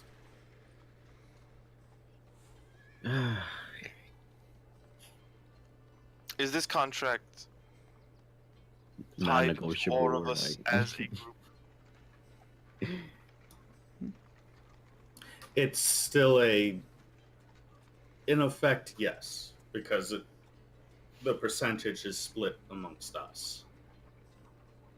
But if So one of us were to sign it, to the people who have signed. Only to those who have signed their names to the contracts.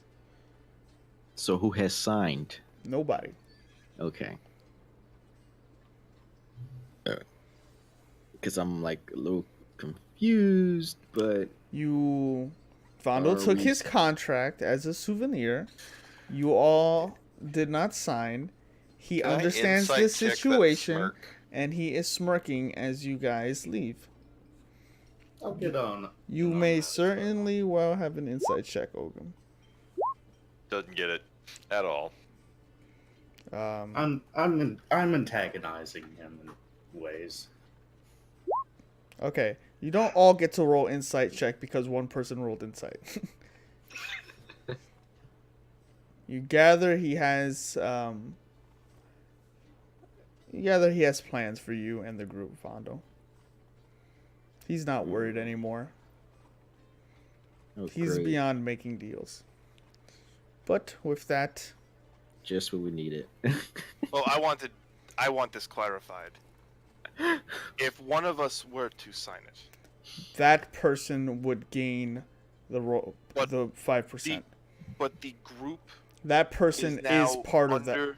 No. The person. No, I mean but we can explore under that contract as long as one of us has signed it? No. One person who signs it is entitled to 5% of the profits. Each person who signs it thereafter gains that percentage as well. You guys are gaining as a group. So if one person signed it, they are part of that group. If two people sign it, they are part of that group. If one person signs it, only that one person has the rights for exploration, the profits, and whatever they find, that kind of stuff. So to be more clear, it shouldn't actually be one copy for everyone. There is one actual contract document, and the number of people who sign upon it.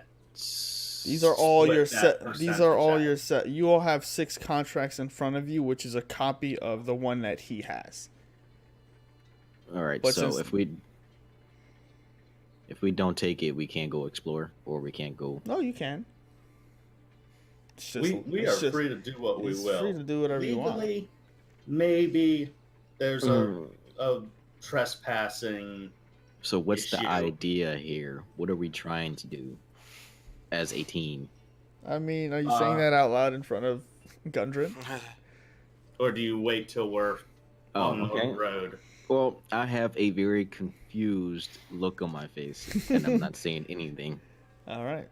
Well, but I'm making it known I am fucking confused. I will. The eyebrows arched really hard. Well, I appreciate everything you've done for me, and I have business to take care of. If you would excuse me, I would appreciate that. I tell Gundren, wait, to just give us a moment alone, if he does not mind. Kazuto.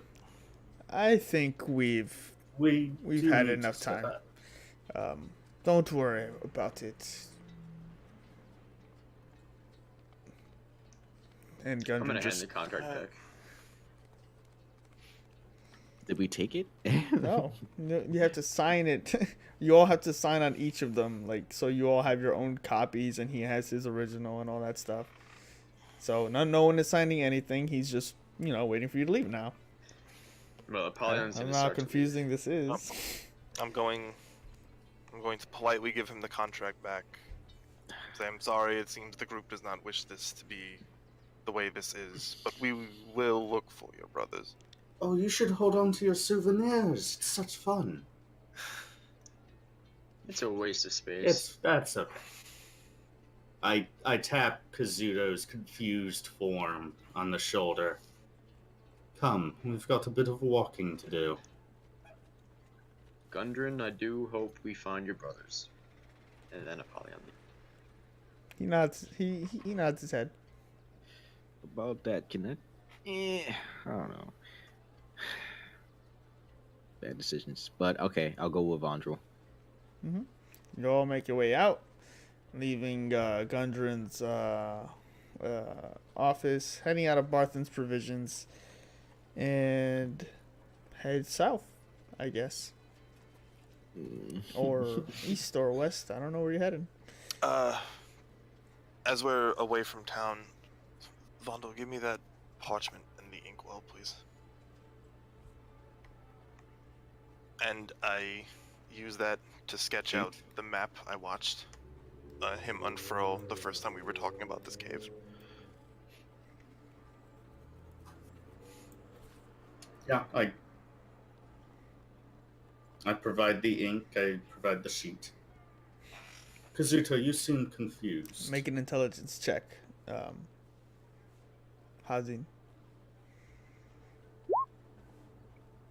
You draw a map of what you think you saw. Do I not get an advantage on that because of my background? Which is? Wanderer.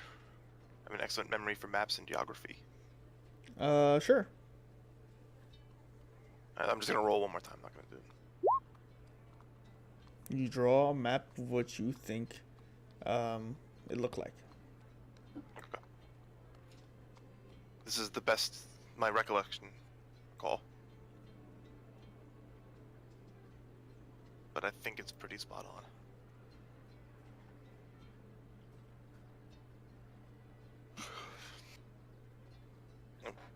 Let out a deep breath. If we're going to do this, let's get going. So, you all gather your belongings, take your inventory, look around Phandalin one more time before leaving. Which direction do you go? Have we seen Sildar at any chance, like, before we leave? I would say you seen him when leaving Barthen's provisions.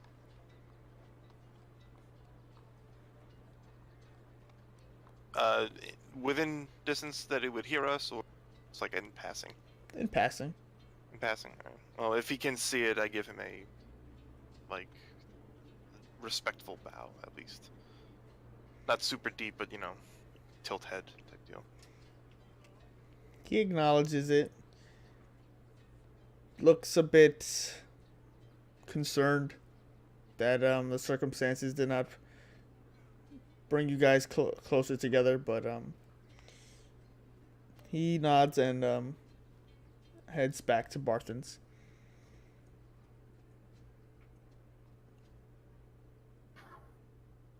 So, which way do you guys head?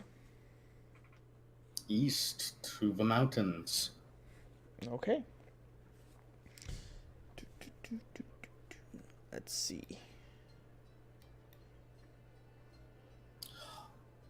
Ah, so, Kazuto, you looked confused back there. Are you alright? Yeah, I just was unsure about the contract. Yes, the contract. Well, it's good to know where Gundren stands and how far his love for his brothers, how far it goes. I see where you're going. He is not the only one we can make a contract with. And he is the minority of the people truly affected by recent events. With luck, the brothers are still alive. It's only one way to find out. But if we make haste, luck might be.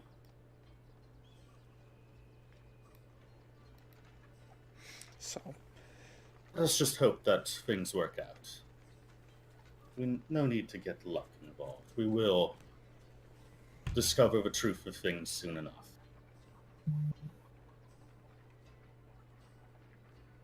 All right, let's get a move on.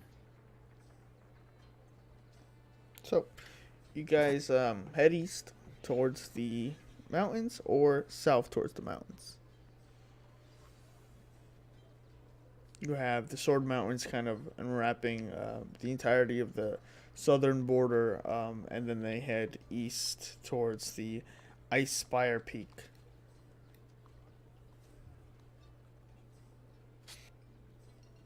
Well, looking at the map and the terrain, which way looks easier? Headed east was the direction of the city.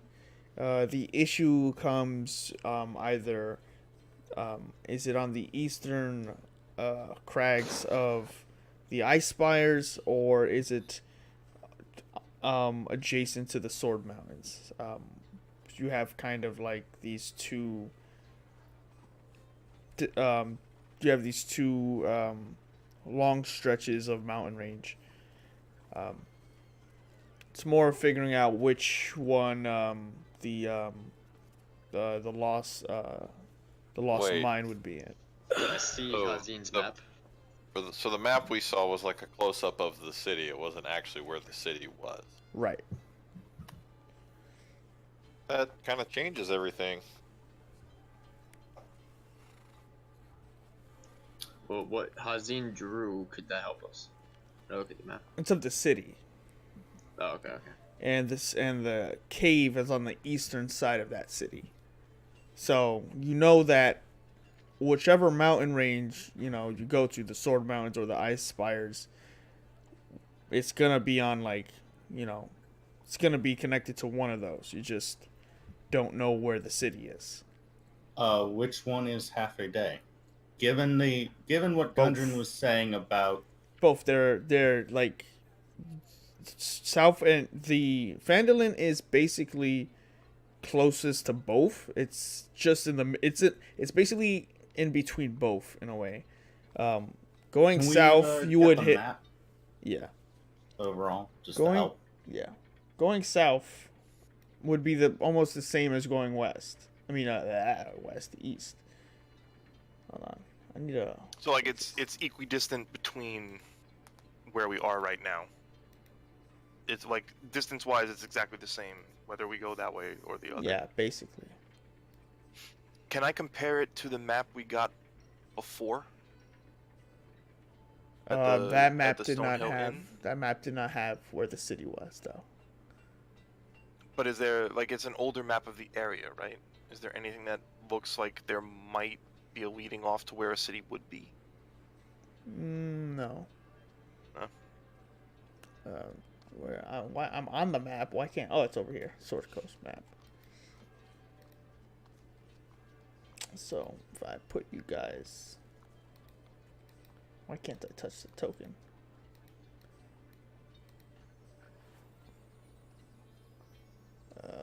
Damn it. One moment. I Do we swear. want to take a break while we No, I got it. get this set up? No, I got it.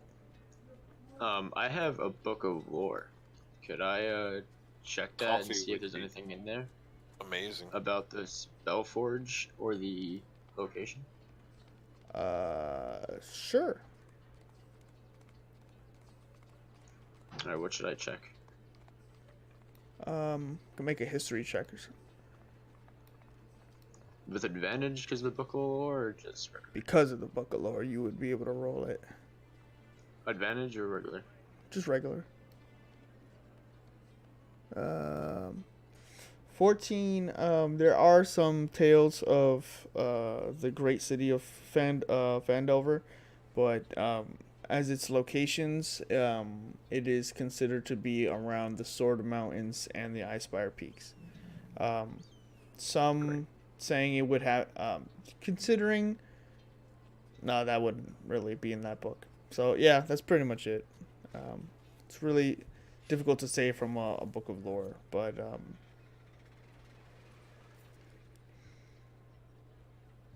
This place So- was a large city, right? Like yeah. So the Icespire Peaks are basically here. Then you got the Sword Mountains to the south.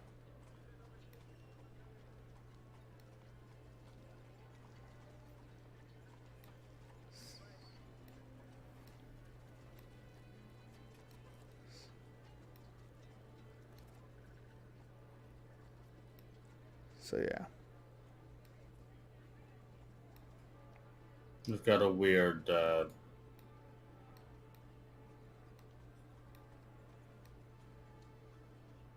filled in.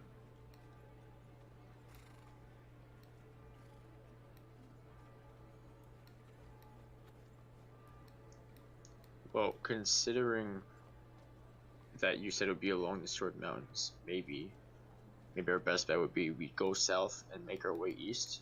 Try to find it.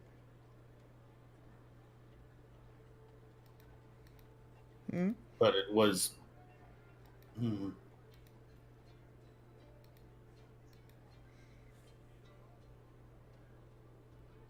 Sorry. You guys stopped talking. I don't know if you guys cut off or anything.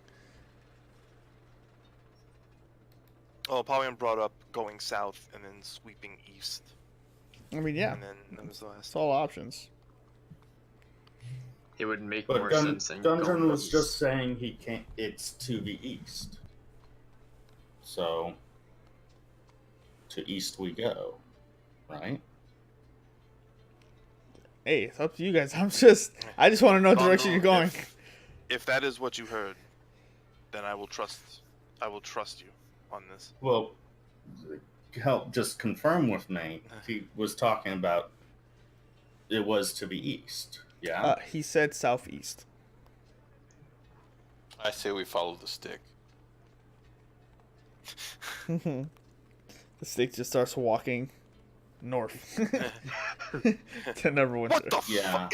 It walks? No. Yeah, Hazine, it does that. Don't worry about it. You can make it walk. I just stare at it enraptured for a little bit. It's getting away. It's like 40 feet away from you guys I now. realized- Just heading north. I realized I said it's a walking stick. You know, I thought. Wait, you I know, thought you it would've only known it did just 30. walks. Yeah? No, it's thought it only did gone. 30. Yeah, it was 6 seconds ago. It's now 60 feet away. So, I suggest we go more 90 feet. south than east. We go southeast, and then we hook to the east. So, give an idea. I think that may be your best bet. No stopping. Sounds like a plan. So, head down and then sweep along the Sword Mountains. The brothers were last seen to the south as well. Oakley dokley. Okay. So, So you guys head out, gathering your belongings, and headed south towards the Sword Mountains. Leaving the town, you find yourselves back on, out in the open. Grass plains until you start hitting roving hills that sink deep into the land and then roll over. You see trees off in the distance. Very few, not few. Every so often you see patches of forests, maybe a couple of acres of wooded area. You see farmers as you're making your way further down out of the borders of Phandalin, and let's see what happens.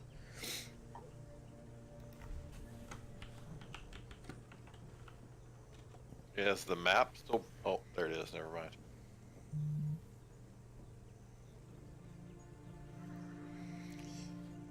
Making your way through the south, you ever so often run across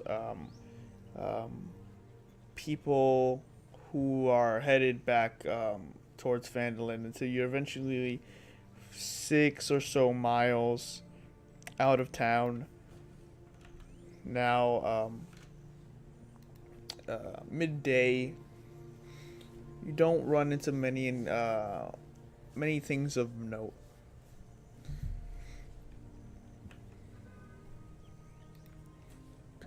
Let's see what's next. All right. Heading further south, another few miles, you find yourselves getting closer to the Sword Mountains. You can feel the heavy winds starting to pick up as you approach, now maybe 6 miles away from the base of the mountains. You see these large gray rocks just reaching for the blue sky, the soft clouds. Hearing the off in the distance birds, and I'd like who has the highest passive perception? Mine's Yours a what? 15. a 20. Where do I see the passive perception? It's below your skills. Mine is 12. Okay. Oh, 12. Ogum. Oh, wait, it says. Oh, yeah, never mind. Okay, yeah, 12. Ogum, you see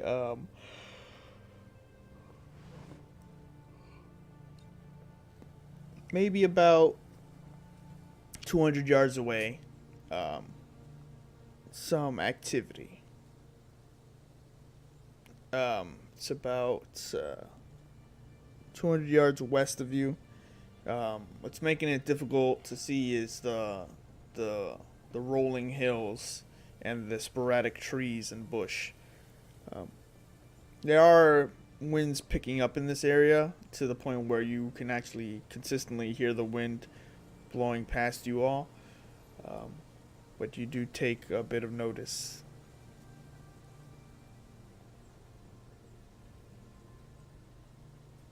What am I noticing? Sorry. Part of that cut out. About 200 yards west, you see some activity. Okay, but what is this? What is activity? Is it like a tree moving? Is it like I don't shapes know. like bull or? That's as much as you gauge with your passive perception. Okay. They must be pretty far off then. You said 200 feet. 200 yards. Oh, 200 yards. Oh, wow. Okay. Through the rolling hills and the brush and the trees. You, in particular, with your high passive perception, notice activity. Something that draws your attention. There's something going on over that way.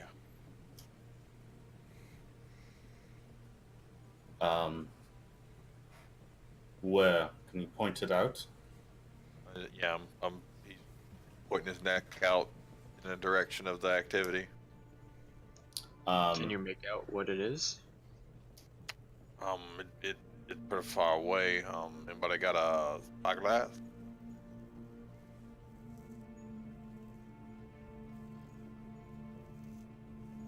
I guess I'll take that as a no. You got cut off on the end of that. I said, anybody got a spyglass? No, I don't I believe do so. not. Can you just help point my eyes in its proper direction? Ogum grabs your head, turns it toward the disturbance. Make a perception check with advantage. Nice. He grabs you by the head and just like a. How's that grapple head? He grabs you by the head. He sticks a quarter in your ear. The lenses in your your eyelids open, and you see perfectly off in the distance the shape of a large wolf-like creature. But like that's what you both see, particularly you, Fondle. You see specifically that it is not a wolf. It is a large warrick.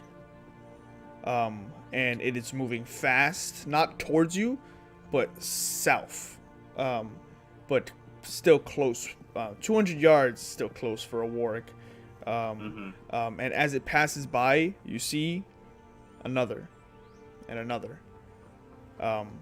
And in total, you see 3 warricks just going through the rolling hills, very aggressively, and eventually, after the 3 pass, you see one go by, maybe 30 seconds after the first 3, and on that, the last one is an orc, riding it like a horse, full sprint galloping behind these other wargs. Does only Vondel see this? Yes. I explain the situation. They're riding south? Yes. 200 yards away.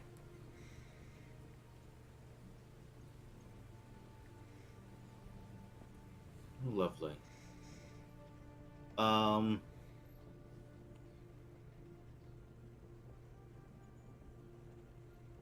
Well.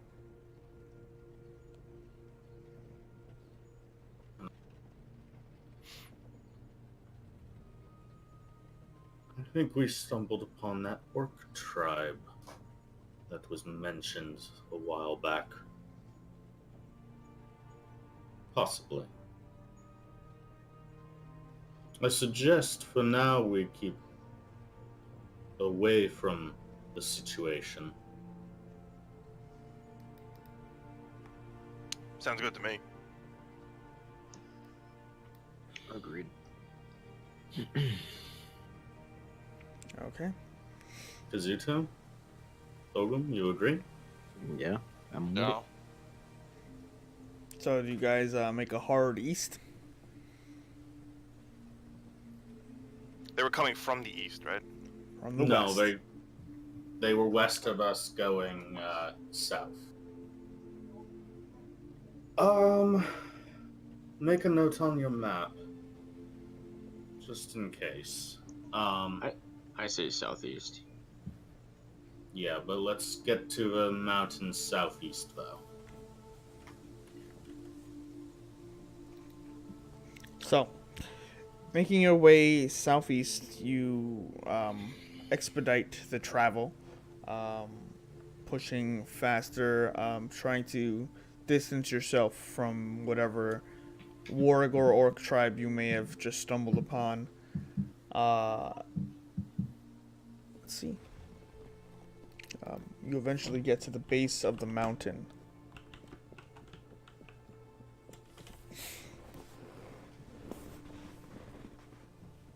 Making your way to the base of the mountain, you find a very noticeable change in scenery. The forests start, the trees lessen, the hills start to become hard soil. You find gravel beneath your feet, rocks every so often, spread out, large boulders, bigger than human size, just sprung across the ground. Do they look natural? They look like boulders, yeah. But they don't look like they were broken off of something. They look just like rock. Just You can go ahead and make a nature generic check boulder. if you wish. They seem like rocks. If broken, probably fallen from the mountain at some point in their time. Hard to tell if they were broken by any creature, or if that's what you mean. Well, I was trying to see if it was like winds of something that would like lead us towards the right way. Mm-hmm. Well, as you start to see the peaks of the mountains, you notice that some of them are, not all of them, but two in particular, seem to be very jagged and sharp. Aside from having the normal, natural structure a mountain would. Very distinguishable from the distance. These are the Sword Mountains. You see a pair of these jagged-looking rocks that don't necessarily look like swords, but you could get the idea why those pair would be. This area would be labeled as such. You start to see how steep some of these mountainsides are, almost impossible to traverse without proper climbing gear and a bit of luck. But you guys find yourselves eventually about pushing around 6 p.m. ish with all this travel at the base of these mountains. There is no set path up. There is no landmarks that you see, but that is where you all are. I guess right for that, we can take our break. Alright. So, if there's anything you guys would like to do within the break, feel free. And we will be back. Thank you for joining the stream today, guys. A little less what's the word? Combat going on, as we've actually had a lot of combat the last 2 episodes, so nice change of pace. So we'll be back in about 5-10 minutes, and that's pretty much it. See you then.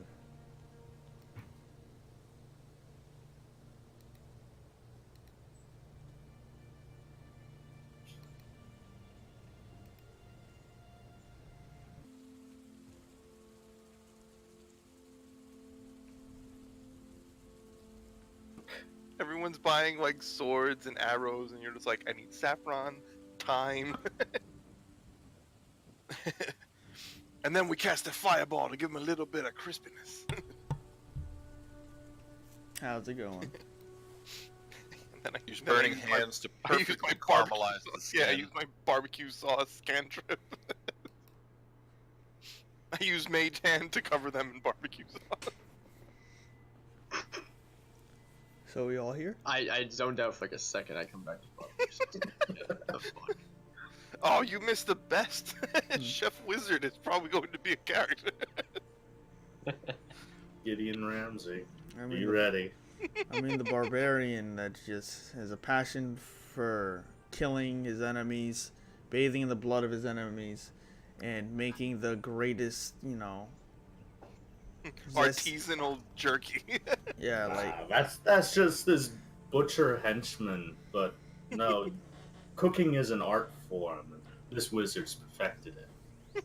He wrote the cookbook on this, man. Oh man, I gotta give him like the long fucking like French chef mustache. Yep. maestro. Anyway. There goes that front line. I preheat fireball level 2. How are you doing a level 2 fireball? That's what I'm afraid of. I don't know, I can't. Well, it's preheated. It's not on level 3. Yeah, I can't use it. So it's clear that the golden days of the Heroes of Phandalin is now done. Oh yeah, no, we're in the twilight hour. I mean, I'm talking about Chef Wizard next campaign. Yeah, sounds even more useless. We're like, okay, You you ready, guys. Dejan? Yeah. All right. So let us return. So you guys find yourselves Uh-oh.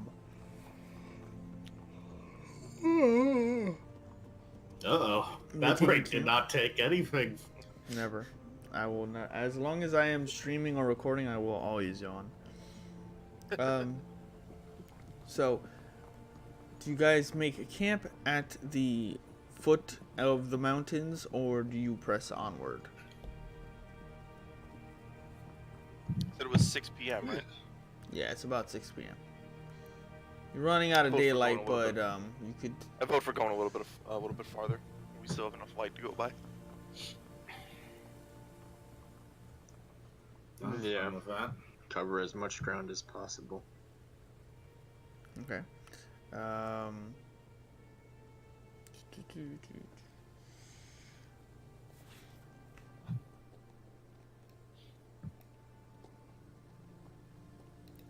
One moment.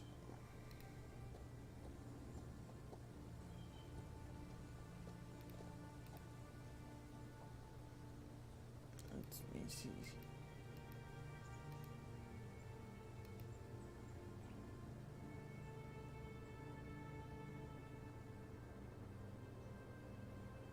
As you guys are now pushing through, I'm going to say with torches, so because it's gonna hit nighttime before you make it through the full distance. Especially with the positioning of the mountains, you guys are basically in the shadow of it now. So everyone mark a torch if you so need to. That would be the humans. I use prestidigitation. Cast. Still need to mark a torch though. I It just don't have creates any torches. Presidency creates a flame that you can use to activate a torch, not create a flame. torch your hand. Just, ah. Can I pick up a stick? Well, Vondel bought 20 of them, and Ogum took 10. So you can always just bum one off him if you need it.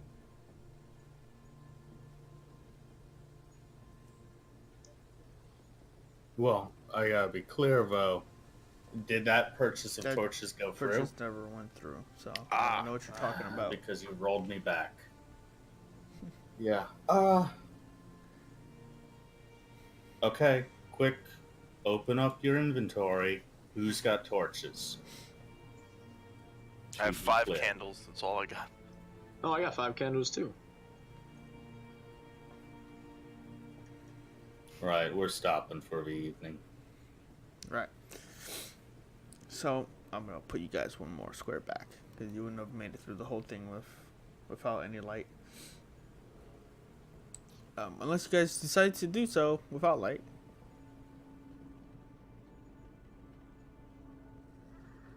Take that as a no.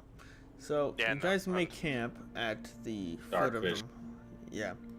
We could possibly let them, but no, we'll just. Yeah, I mean, I don't have the ability to lead others in a survival situation. Something Yeah, I'd we'll rather just- risk. Yeah. You guys make a nice camp at the foot of the mountain using about we'll say 4 large boulders as the makeup your perimeter. You get some anybody have bedrolls?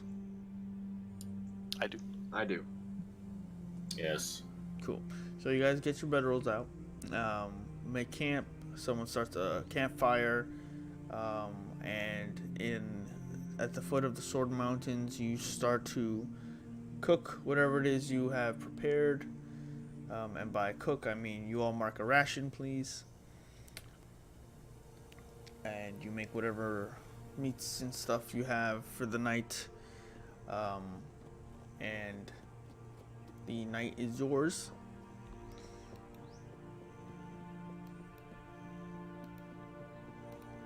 Just taking care of my swords.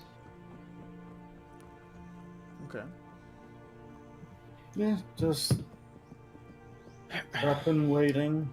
Hey, Adam, what Yeah. level spell can I store in my shield? I never got a card for it. First level. Okay, well, I'm gonna store Cure Wounds in my shield then. Okay. And I'm gonna cast Good Berries and give everybody one so they don't have to use a ration Okay. before we go to take our rest. You guys are gonna eat only good berries for the rest of the night? Hey, It man. fills your belly for a day. Yeah, tell that to Merry and Pippin. Here, you can have 2. One small bite is enough to fill the stomach of a grown man. How many did you eat, Pip? 4.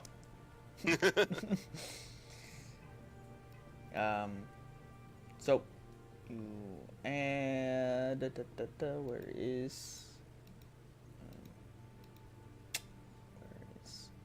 where is stuff and things and stuff and things? Does the night pass smoothly, or we're gonna be challenged on our night watch? I need to know who's on watch first, but I'm looking for the shield card for Ogum. I'll take watch first. Let me type it in.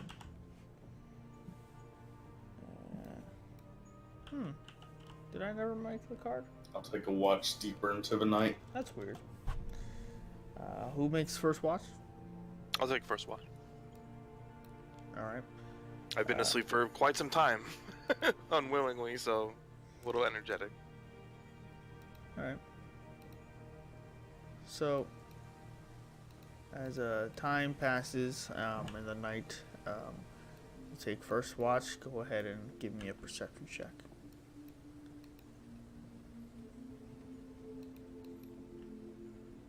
I am perception. Nice.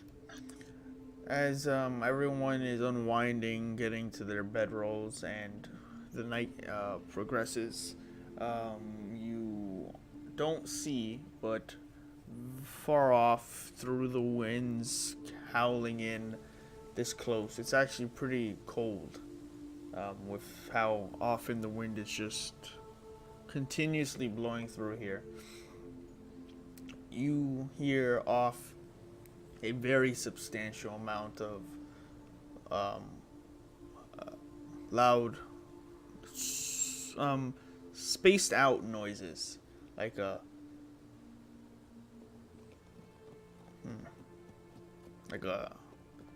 like through the howling of the wind you hear the and then you hear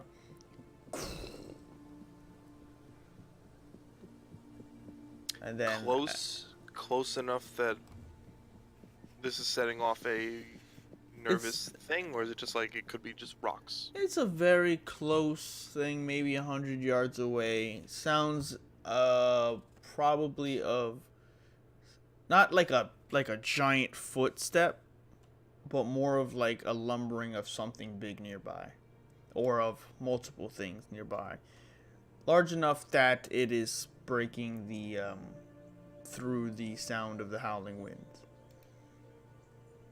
And not howling, just more, they're just heavy enough that they do make it harder to hear things off in the distance. Okay. So I'm not going to wake anyone up right away, but I am going to keep permanently attuned to that sound, and if it gets that much louder, I'm just gonna wake everybody up. Okay.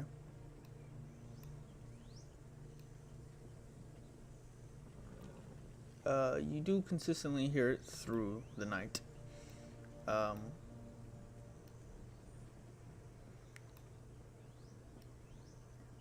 But nothing happens within the first hour of your watch. And it's still going, or is it like, does it feel like it's gone closer or farther? As it's gone on, the movement, the sound has stopped. But it didn't stop like in a way where you can recognize like what it is. You just Okay. whatever it was, it has stopped. Okay.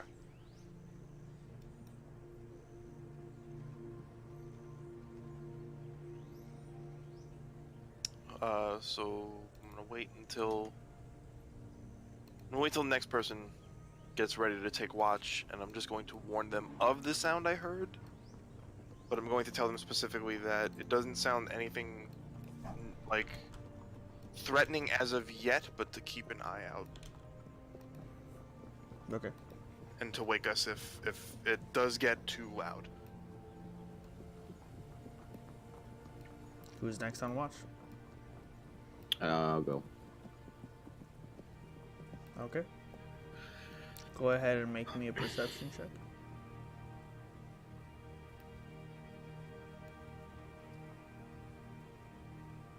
Okay. As your night progresses, nothing happens. And you notice the cold winds force you to button up a little bit more, probably using a blanket to keep yourself warmer. But nothing more. All right.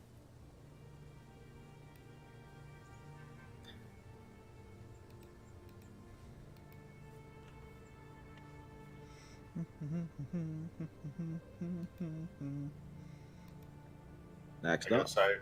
I guess I will go next. Okay. 15. One moment.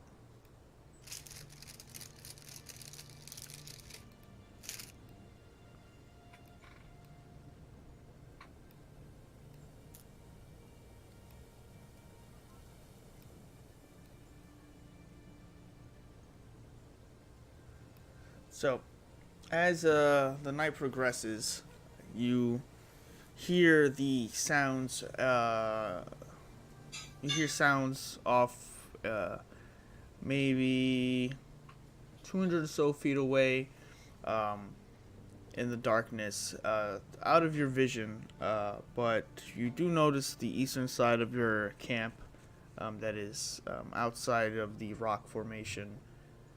There's like a dip into a valley, but over there you do hear like the sound of like heavy movement over there. Hard to tell if it's approaching, but it's noticeable through the wind.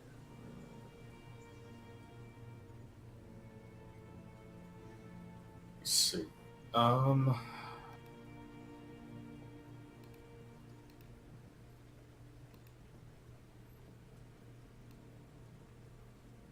will.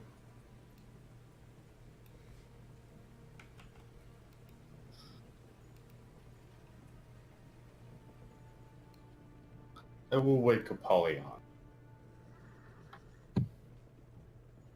Okay. Okay. Apollyon. Is There's there some. something wrong? Hopefully not, but I am not so.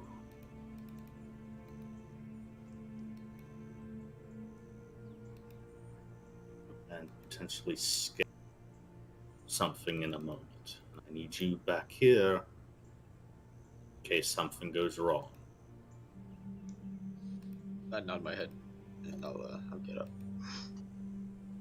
And I will attempt to stealthily approach the sound I heard. Okay.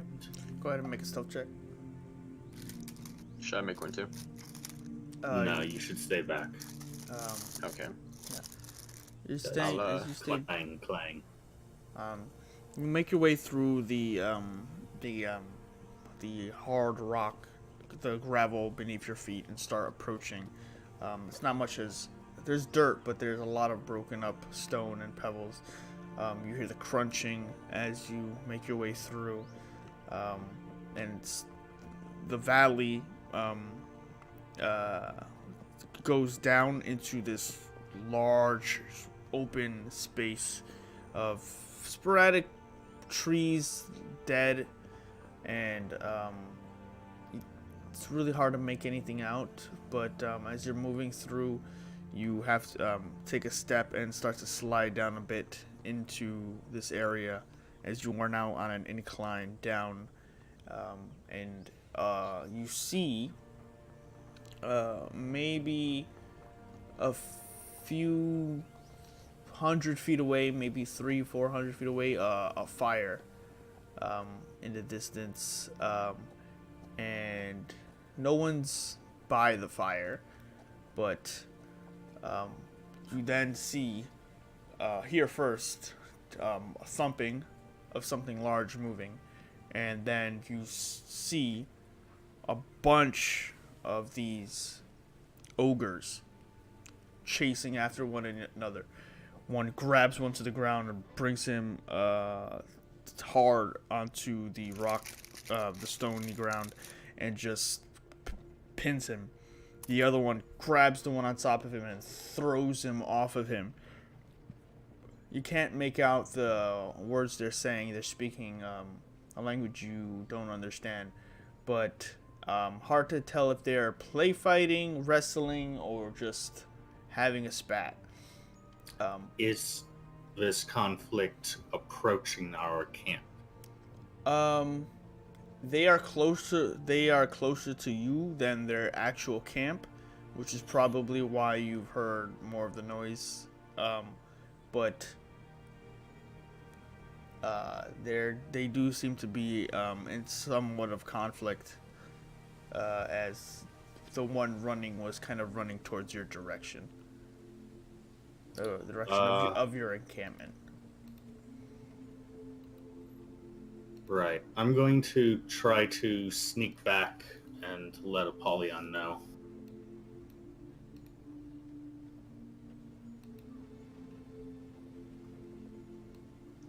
Do I still see Fondle, or is it too dark Because- for me?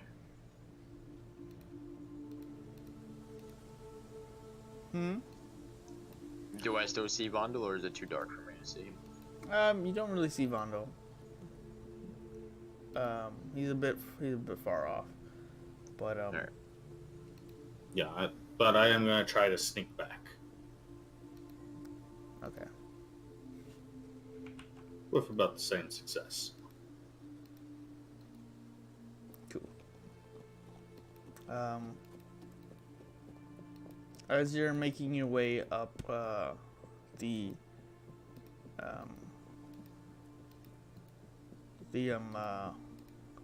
slope, you find yourself grabbing at the rocks, and pebbles start to fall down as you go back up. You don't gather that you've been heard, but with them in their altercation, but hard to tell as you're just leaving and not really taking a gander back. And you return to Apollyon.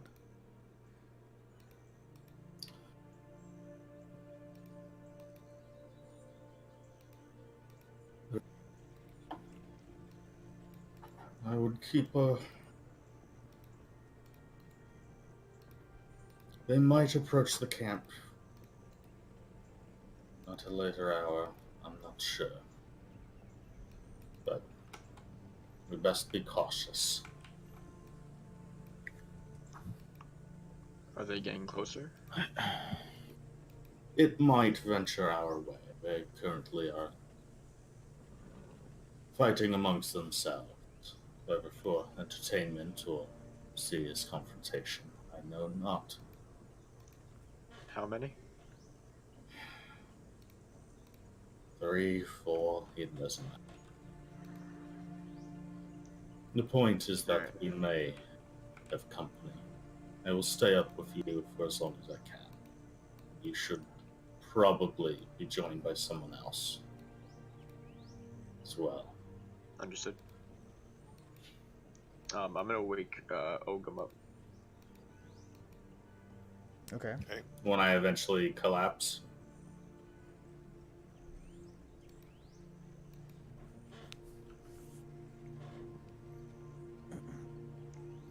No. Wait, you said you just collapsed? No, when are you awaking Ogum? Are you waiting to the end of your watch, or are you waking me with you?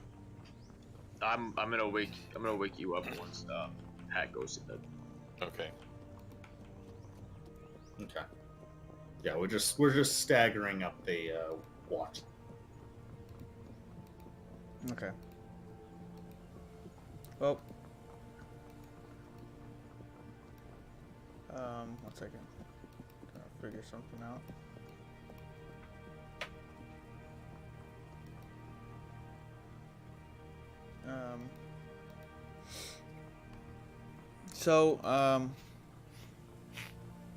As you guys continue, you inform them about that. There doesn't seem to be much there still seems to be the noise to the east side of your encampment. But Ogum, go ahead and make a perception check.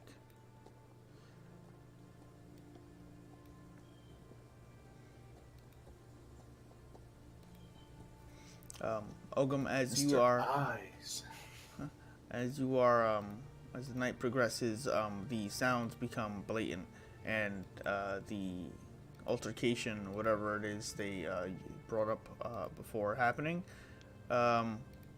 gets louder, and you start to hear voices approaching as you hear heavy footsteps now lumbering over towards the direction of the encampment, and you have some time.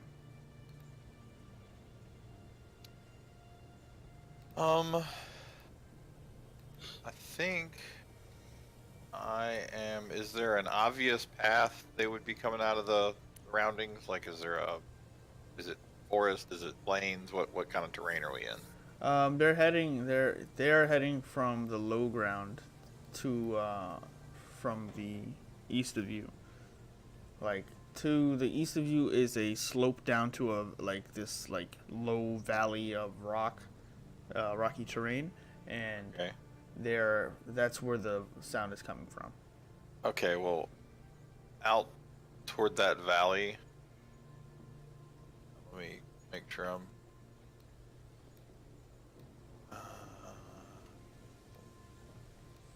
Yeah. How far out do they sound? Do they sound like they're within about 10 minutes of? Oh, they're much closer than that. They're literally Okay. just below the valley. Like, Okay, then I'm gonna cast Spike Growth down in the valley and create a 20-foot radius. you're Around gonna a go. point You're gonna go of over and look spike. over the edge. Yes. Okay. You head over, and as you go over, you see two ogres just running straight towards the camp. Yeah, I'm just straight up, straight up. One is being chased by the other, and looking at his face, they seem to be playful. They seem to be having not an actual fight, but they seem to be running straight towards this, and he's chasing the other one. One's going, and the ogre starts running up, and you do what? Casting that. Alright, ground 20% center point with a range, twist is rotated. When a creature moves into it, it takes 2 Wait, do I see any of every this? 5 feet. So, nope, you're asleep. I thought it was still up. Between Fuck. All right. between the camp and the ogres. Okay. So, cast that, go ahead and roll damage. Oh, they're actually running through it. Well, you're gonna cast it on it. And are you casting it in between the camp, or as they run into it, or I'm trying to make like a thorn barrier between the camp and where they're running. yeah? So you're gonna Deter them from running this way is what I'm trying to do. right, but you're gonna cast spike growth, and as you're growing it, they're gonna run right into it. Okay. It's pitch black. They're running in the middle of the night. They're running away from their camp, playfully fighting, or whatever. Are it is they they're running? doing. How far into it are they running? For each 5 feet, it does damage. Right. Roll initial damage. So Okay, so they're just the first 5 feet. yeah, they'll as soon as they go in, one of them's gonna feel that, and then I'll use the same damage for the second. So one ogre, as you cast spike growth, and the ground you can feel starts to emanate with your druidic magic. The rock ground springs out with these green tendrils that turn into these like stems from a rose, and then start to spike very thickly, like they look dense, and it continues until it creates this patch. The first ogre steps into it and immediately starts grabbing at his foot as he picks it up and pierces him. It starts to pierce. The second ogre uses that as an opportunity and tackles him and throws him onto the ground. And he goes face first into the spike growth again. And then they both start taking the damage. So go ahead and roll another set of damage. So as they wrestle about and they start to feel these thorns, they immediately start to get up and run out of it, taking some piercing damage. They look at each other, and in not so much pain, but like stepped on a Lego pain, like, oh god damn it, that's the most excruciating pain. All right, it's 10 seconds later, it doesn't hurt that much. They get out of it. They take their perception checks. Go ahead and make me a stealth check, Ogum. Oh, this will be awesome.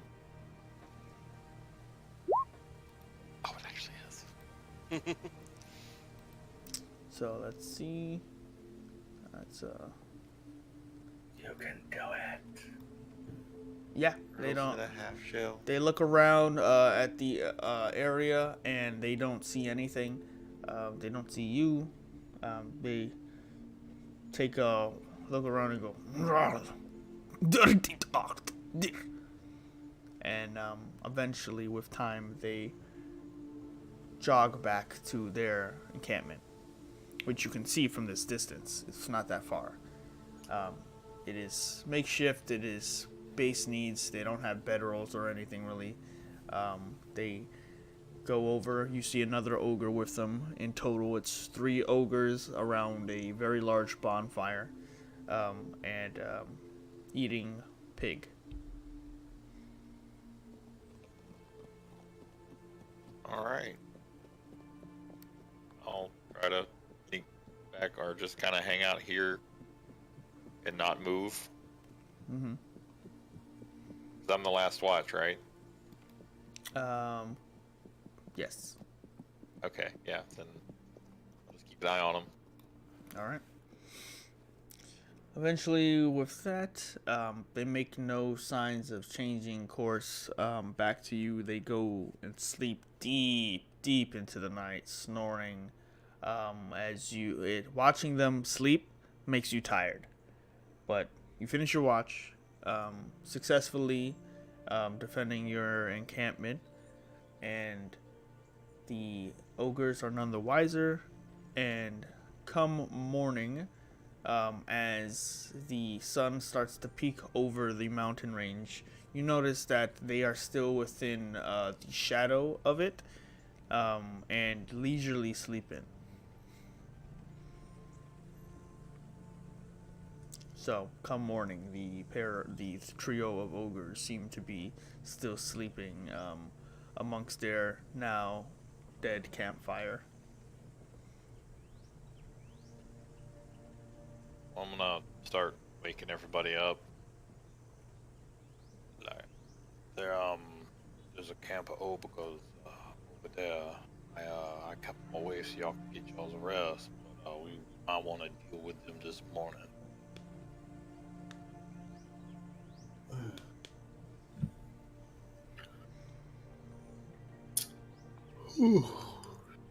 Jesus. Fondle's not looking so good. Do we physically see that? Oh, yes, you do. Because the first thing I do when I get up Oh is god. I vomit blood. Jesus. Fondle, are you okay? I turn and I look at Apollyon and...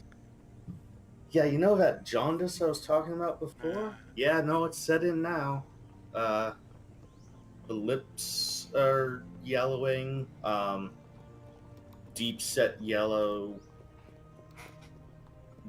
white under the eyes.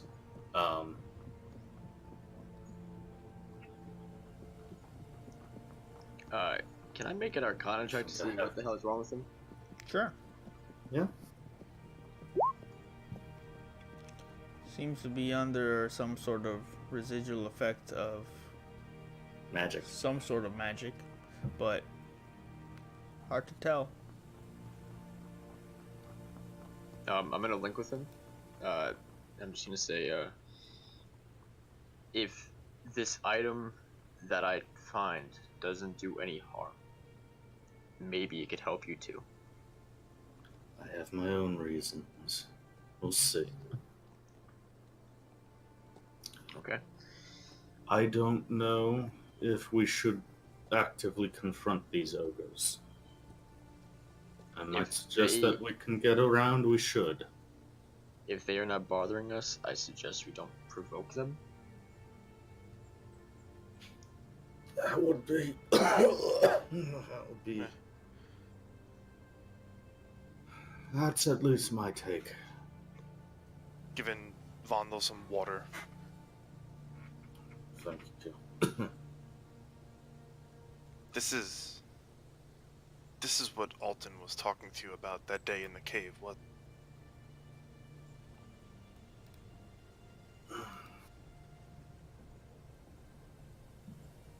It's nothing. It's fine. We'll be fine. We've got enough time. But we should hurry. It is not nothing, but I won't press the issue for now. And I help him up. with my minus strength. I get up onto my bad leg. I am actively using the sword cane sheath as an actual cane today. Mm-hmm.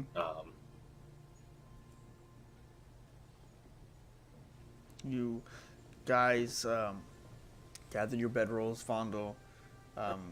You use what strength you can muster to get on 2 feet, looking around the surrounding area.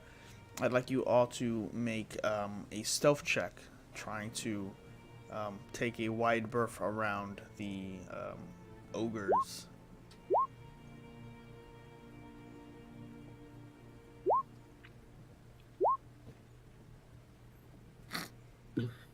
Oh God. Jesus Christ. So that's 1, 2.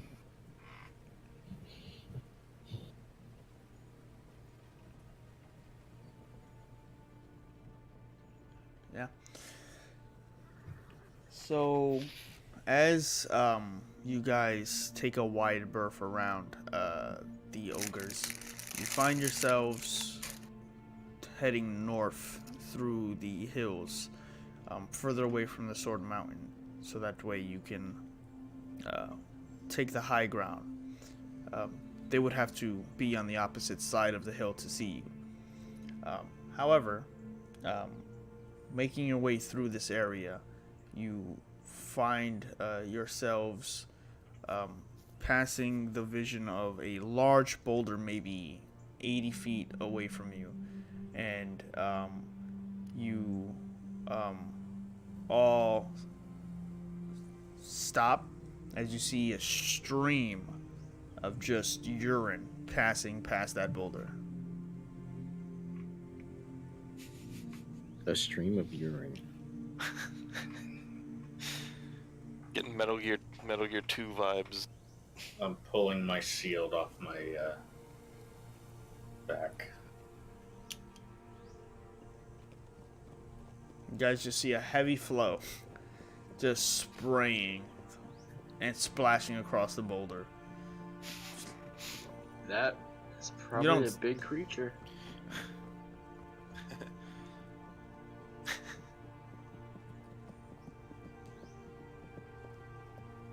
Guys, Does eventually, it eventually stop? Yeah, we stop. It eventually Stop. stops. I start to sneak away. it eventually stops as You don't smoke coffee? as Ogum smells the stench, and Ogum just goes, "Ugh." Like it's quite potent. You're all kind of covering your nose, and Ogum just makes a very audible sound when he smells it, and that's not what gets it. That's not what does it though. The ogre walks out of it, out from behind the boulder. You see a large, pudgy, soft-stomached ogre with its 2 teeth kind of poking over like a, what is it called? An overbite. And it starts heading down the valley back to the camp and stops for a moment. And then it slowly starts to turn around, looking around the area. Everyone make a stealth check.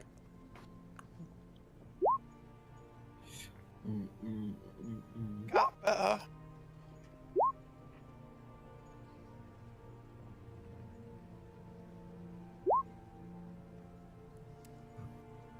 So,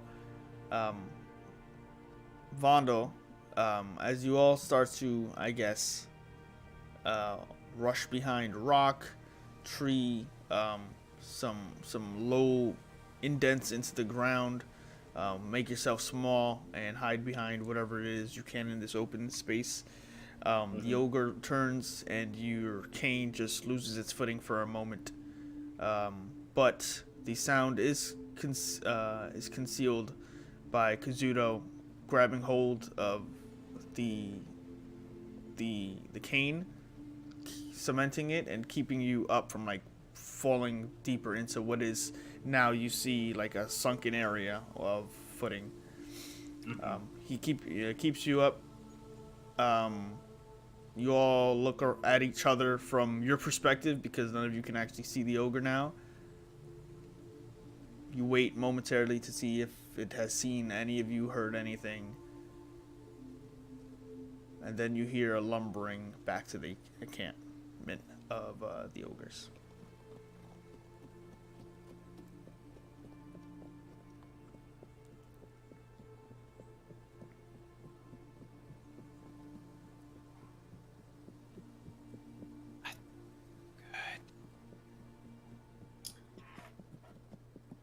Nod. And slowly crawl out from behind whatever cover we have. Okay. So, you guys start to head out. You will now have gone north. And now you would like to go east. Yeah, back east onto the trail. Okay.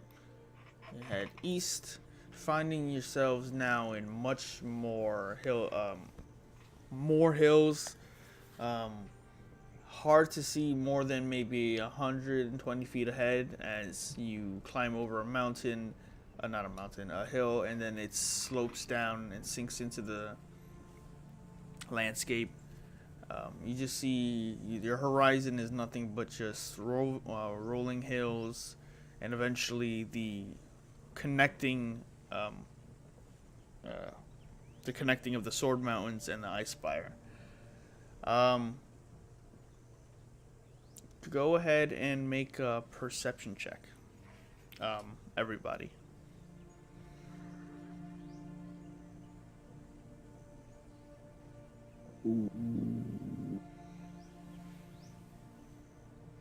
Apollyon and Kazuto, you guys, while the group is like looking at something, you guys find something as well. Fondle and Ogum and Hazin, you guys look over and you're like, oh, I think, yeah, take a look at this. And you guys are looking over, and you guys see off in the distance towards the northern mountain closest to you.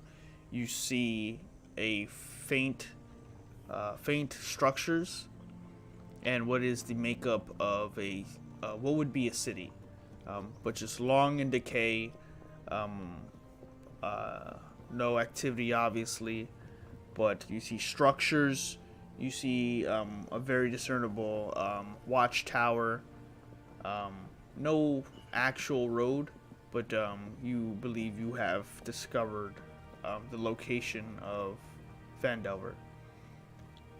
However, Kazuto and Apollyon have discovered the location of just the largest, and I mean the largest, heftiest pile of shit they have ever seen. And it's hard to tell if it's one ogre, or from two ogres, or from three ogres. But it's so distracting. The smell alone, I'm sure, was worth the trip. Mm-hmm. Well, for the smell, I'm gonna cast presentation for It doesn't work. But You do it, and then you just blow it in Kazuto's face. Just make it 10 times worse. Every time the smell reoccurs, you cast it again, and it just blows in Kazuto's face. Apollyon only tries once. Jesus. You just keep casting. You can make a cubic foot of food taste like anything. Unfortunately, he makes it taste like shit. Well, apparently I can't even make the smell go away, so... You can. Yeah. It's just not for that long. You cast it, and it's like, ooh, it doesn't smell like anything. I want to make it 12 smell seconds. like a field of flowers. 12 seconds later. It smells like goes shit. for like minutes, actually. Is it minutes? Yeah. Yes. Okay, so then there's plenty of time. Druidcraft. We'll just start a corpse blossom growing there. It lasts for an hour, so I'm gonna cast it to smell like a field of flowers Okay. for 1 hour. For 1 hour, this large pile of ogre crap smells like a field of flowers. I'm still not smelling that. Let's get moving. Yeah. So, eventually, you guys find your way through the rolling hills. You take it up. Let's see.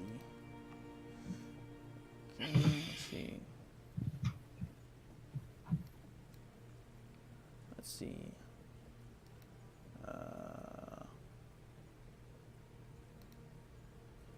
You end up finding the remnants of Phandelver.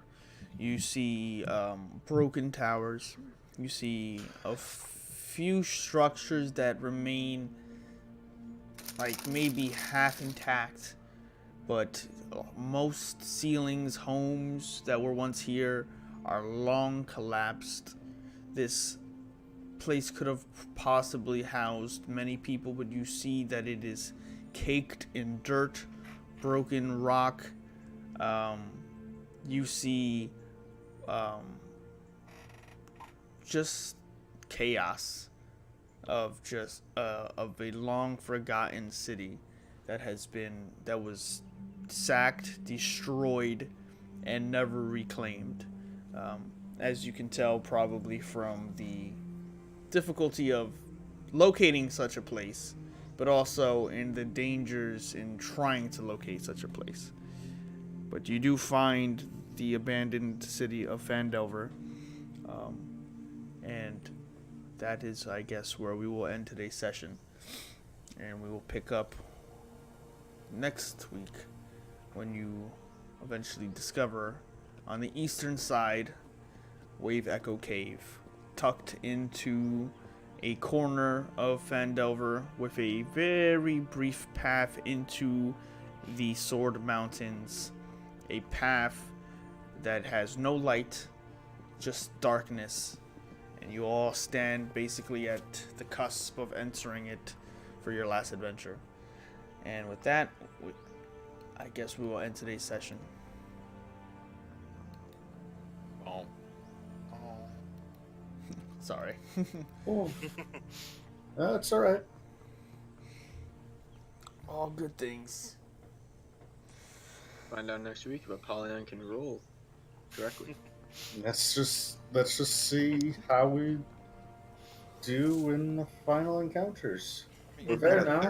There were a lot of nat 20s this session. Yes, a lot of there nat It was a 20s. lot. Yeah, and none for me, none, though. and none in any story element. I got 2 6s in a row for stealth and a natural 1 for perception. Yeah, So, but it is what it is. I even rolled low on the Arcana check. Jesus. It's okay. It's Even okay, when I man. was Even when I was testing the Eldritch Blast, I got a 13. Like, what the fuck?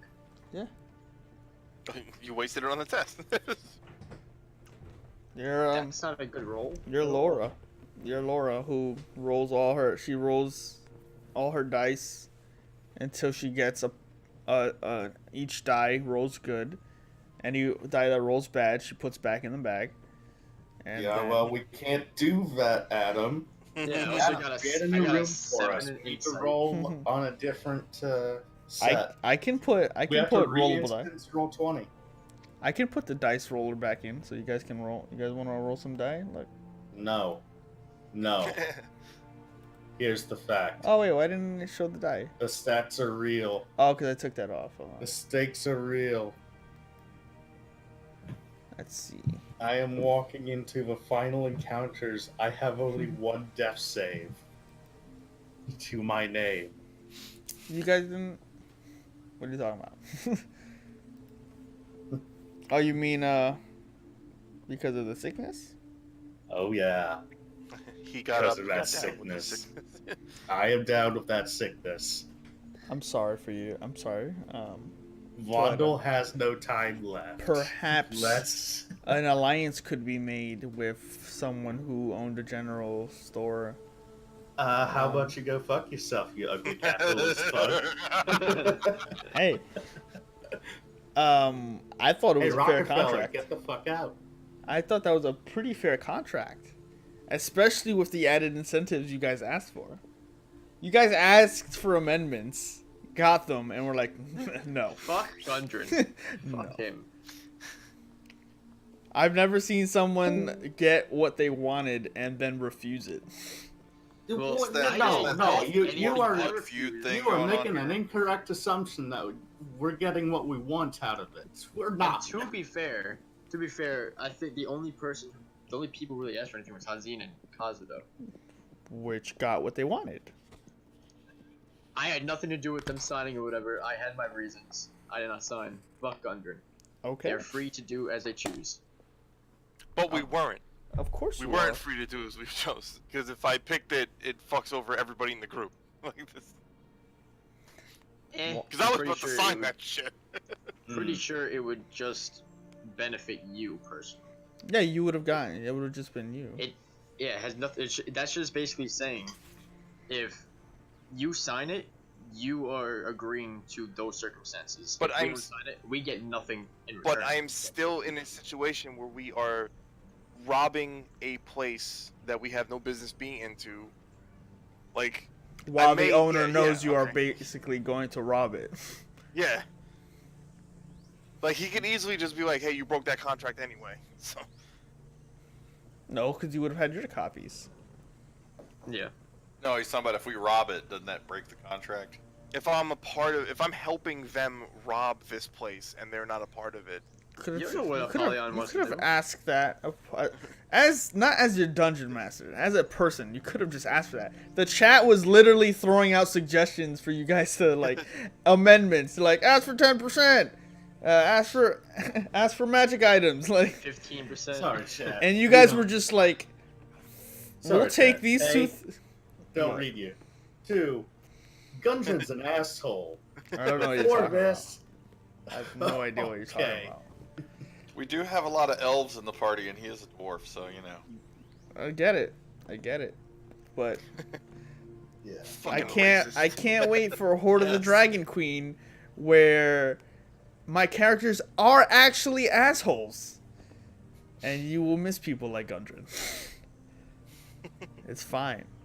I'd rather someone be a blatant asshole than like try to fucking weasel his way into it being an asshole. Famous I last don't like words. Gundren. Famous last words. It's fine. It's fine. It's fine. I appreciate you, Sign Wrath.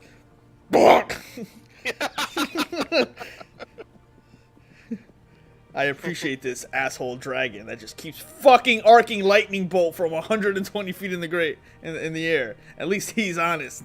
Blah. At least I know where he stands. At least I know where he flies. Yeah. Exactly. And He I may be evil, but there's trust in those wings. Yeah, man. Yeah. We have an understanding. He tries to kill us, we try to kill him. It's a nice, simple contract. Yeah, exactly. No. Fucking. We don't need all this. We don't need all these pages and law shit coming in. I am. trees and The shit. worst part is I open as soon as you guys refute it. I open up my Google Drive to the deals that I had, like potential deals that my villains might offer you in the next campaign, and all of them are just so much worse. And I'm like, man, of all the good deals, they were like, no. I was like, you want anything else on this? And you were like, I want bacon on it. He was like, all right, you get bacon. He's like, and I want cheese. And he was like, all right, we can do cheese. I'll have it ready for you. And then you guys came in and were like, fuck your bacon, egg, and cheese.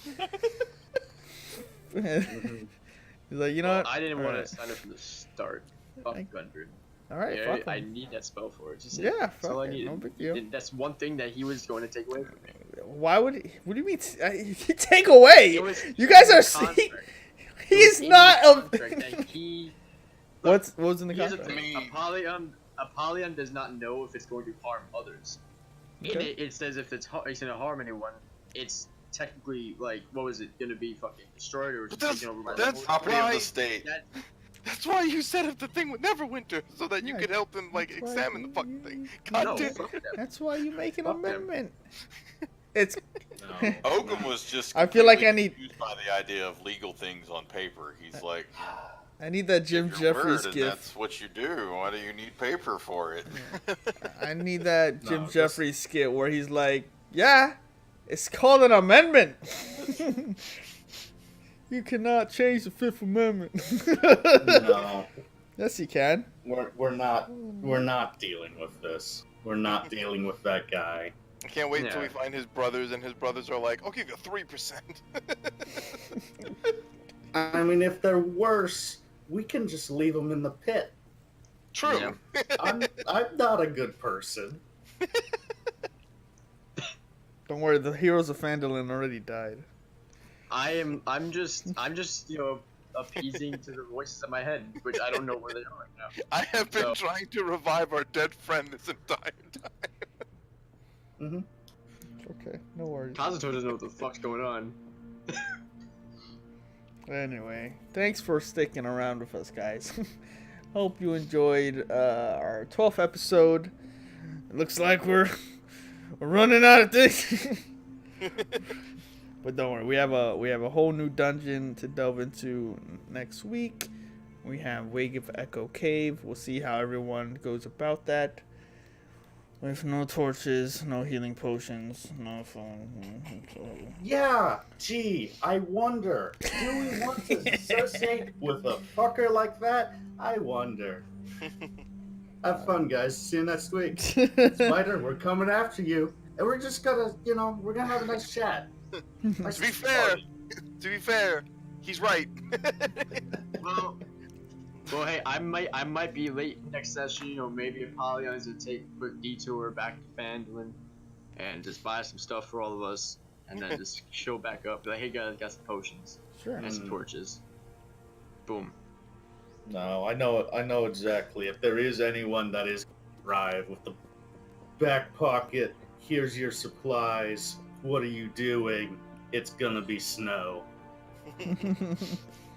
Who? He's like, "I signed that contract. I'm totally getting like 5% all to myself now." He's a fucking shareholder. I would fucking love it if that's what happens.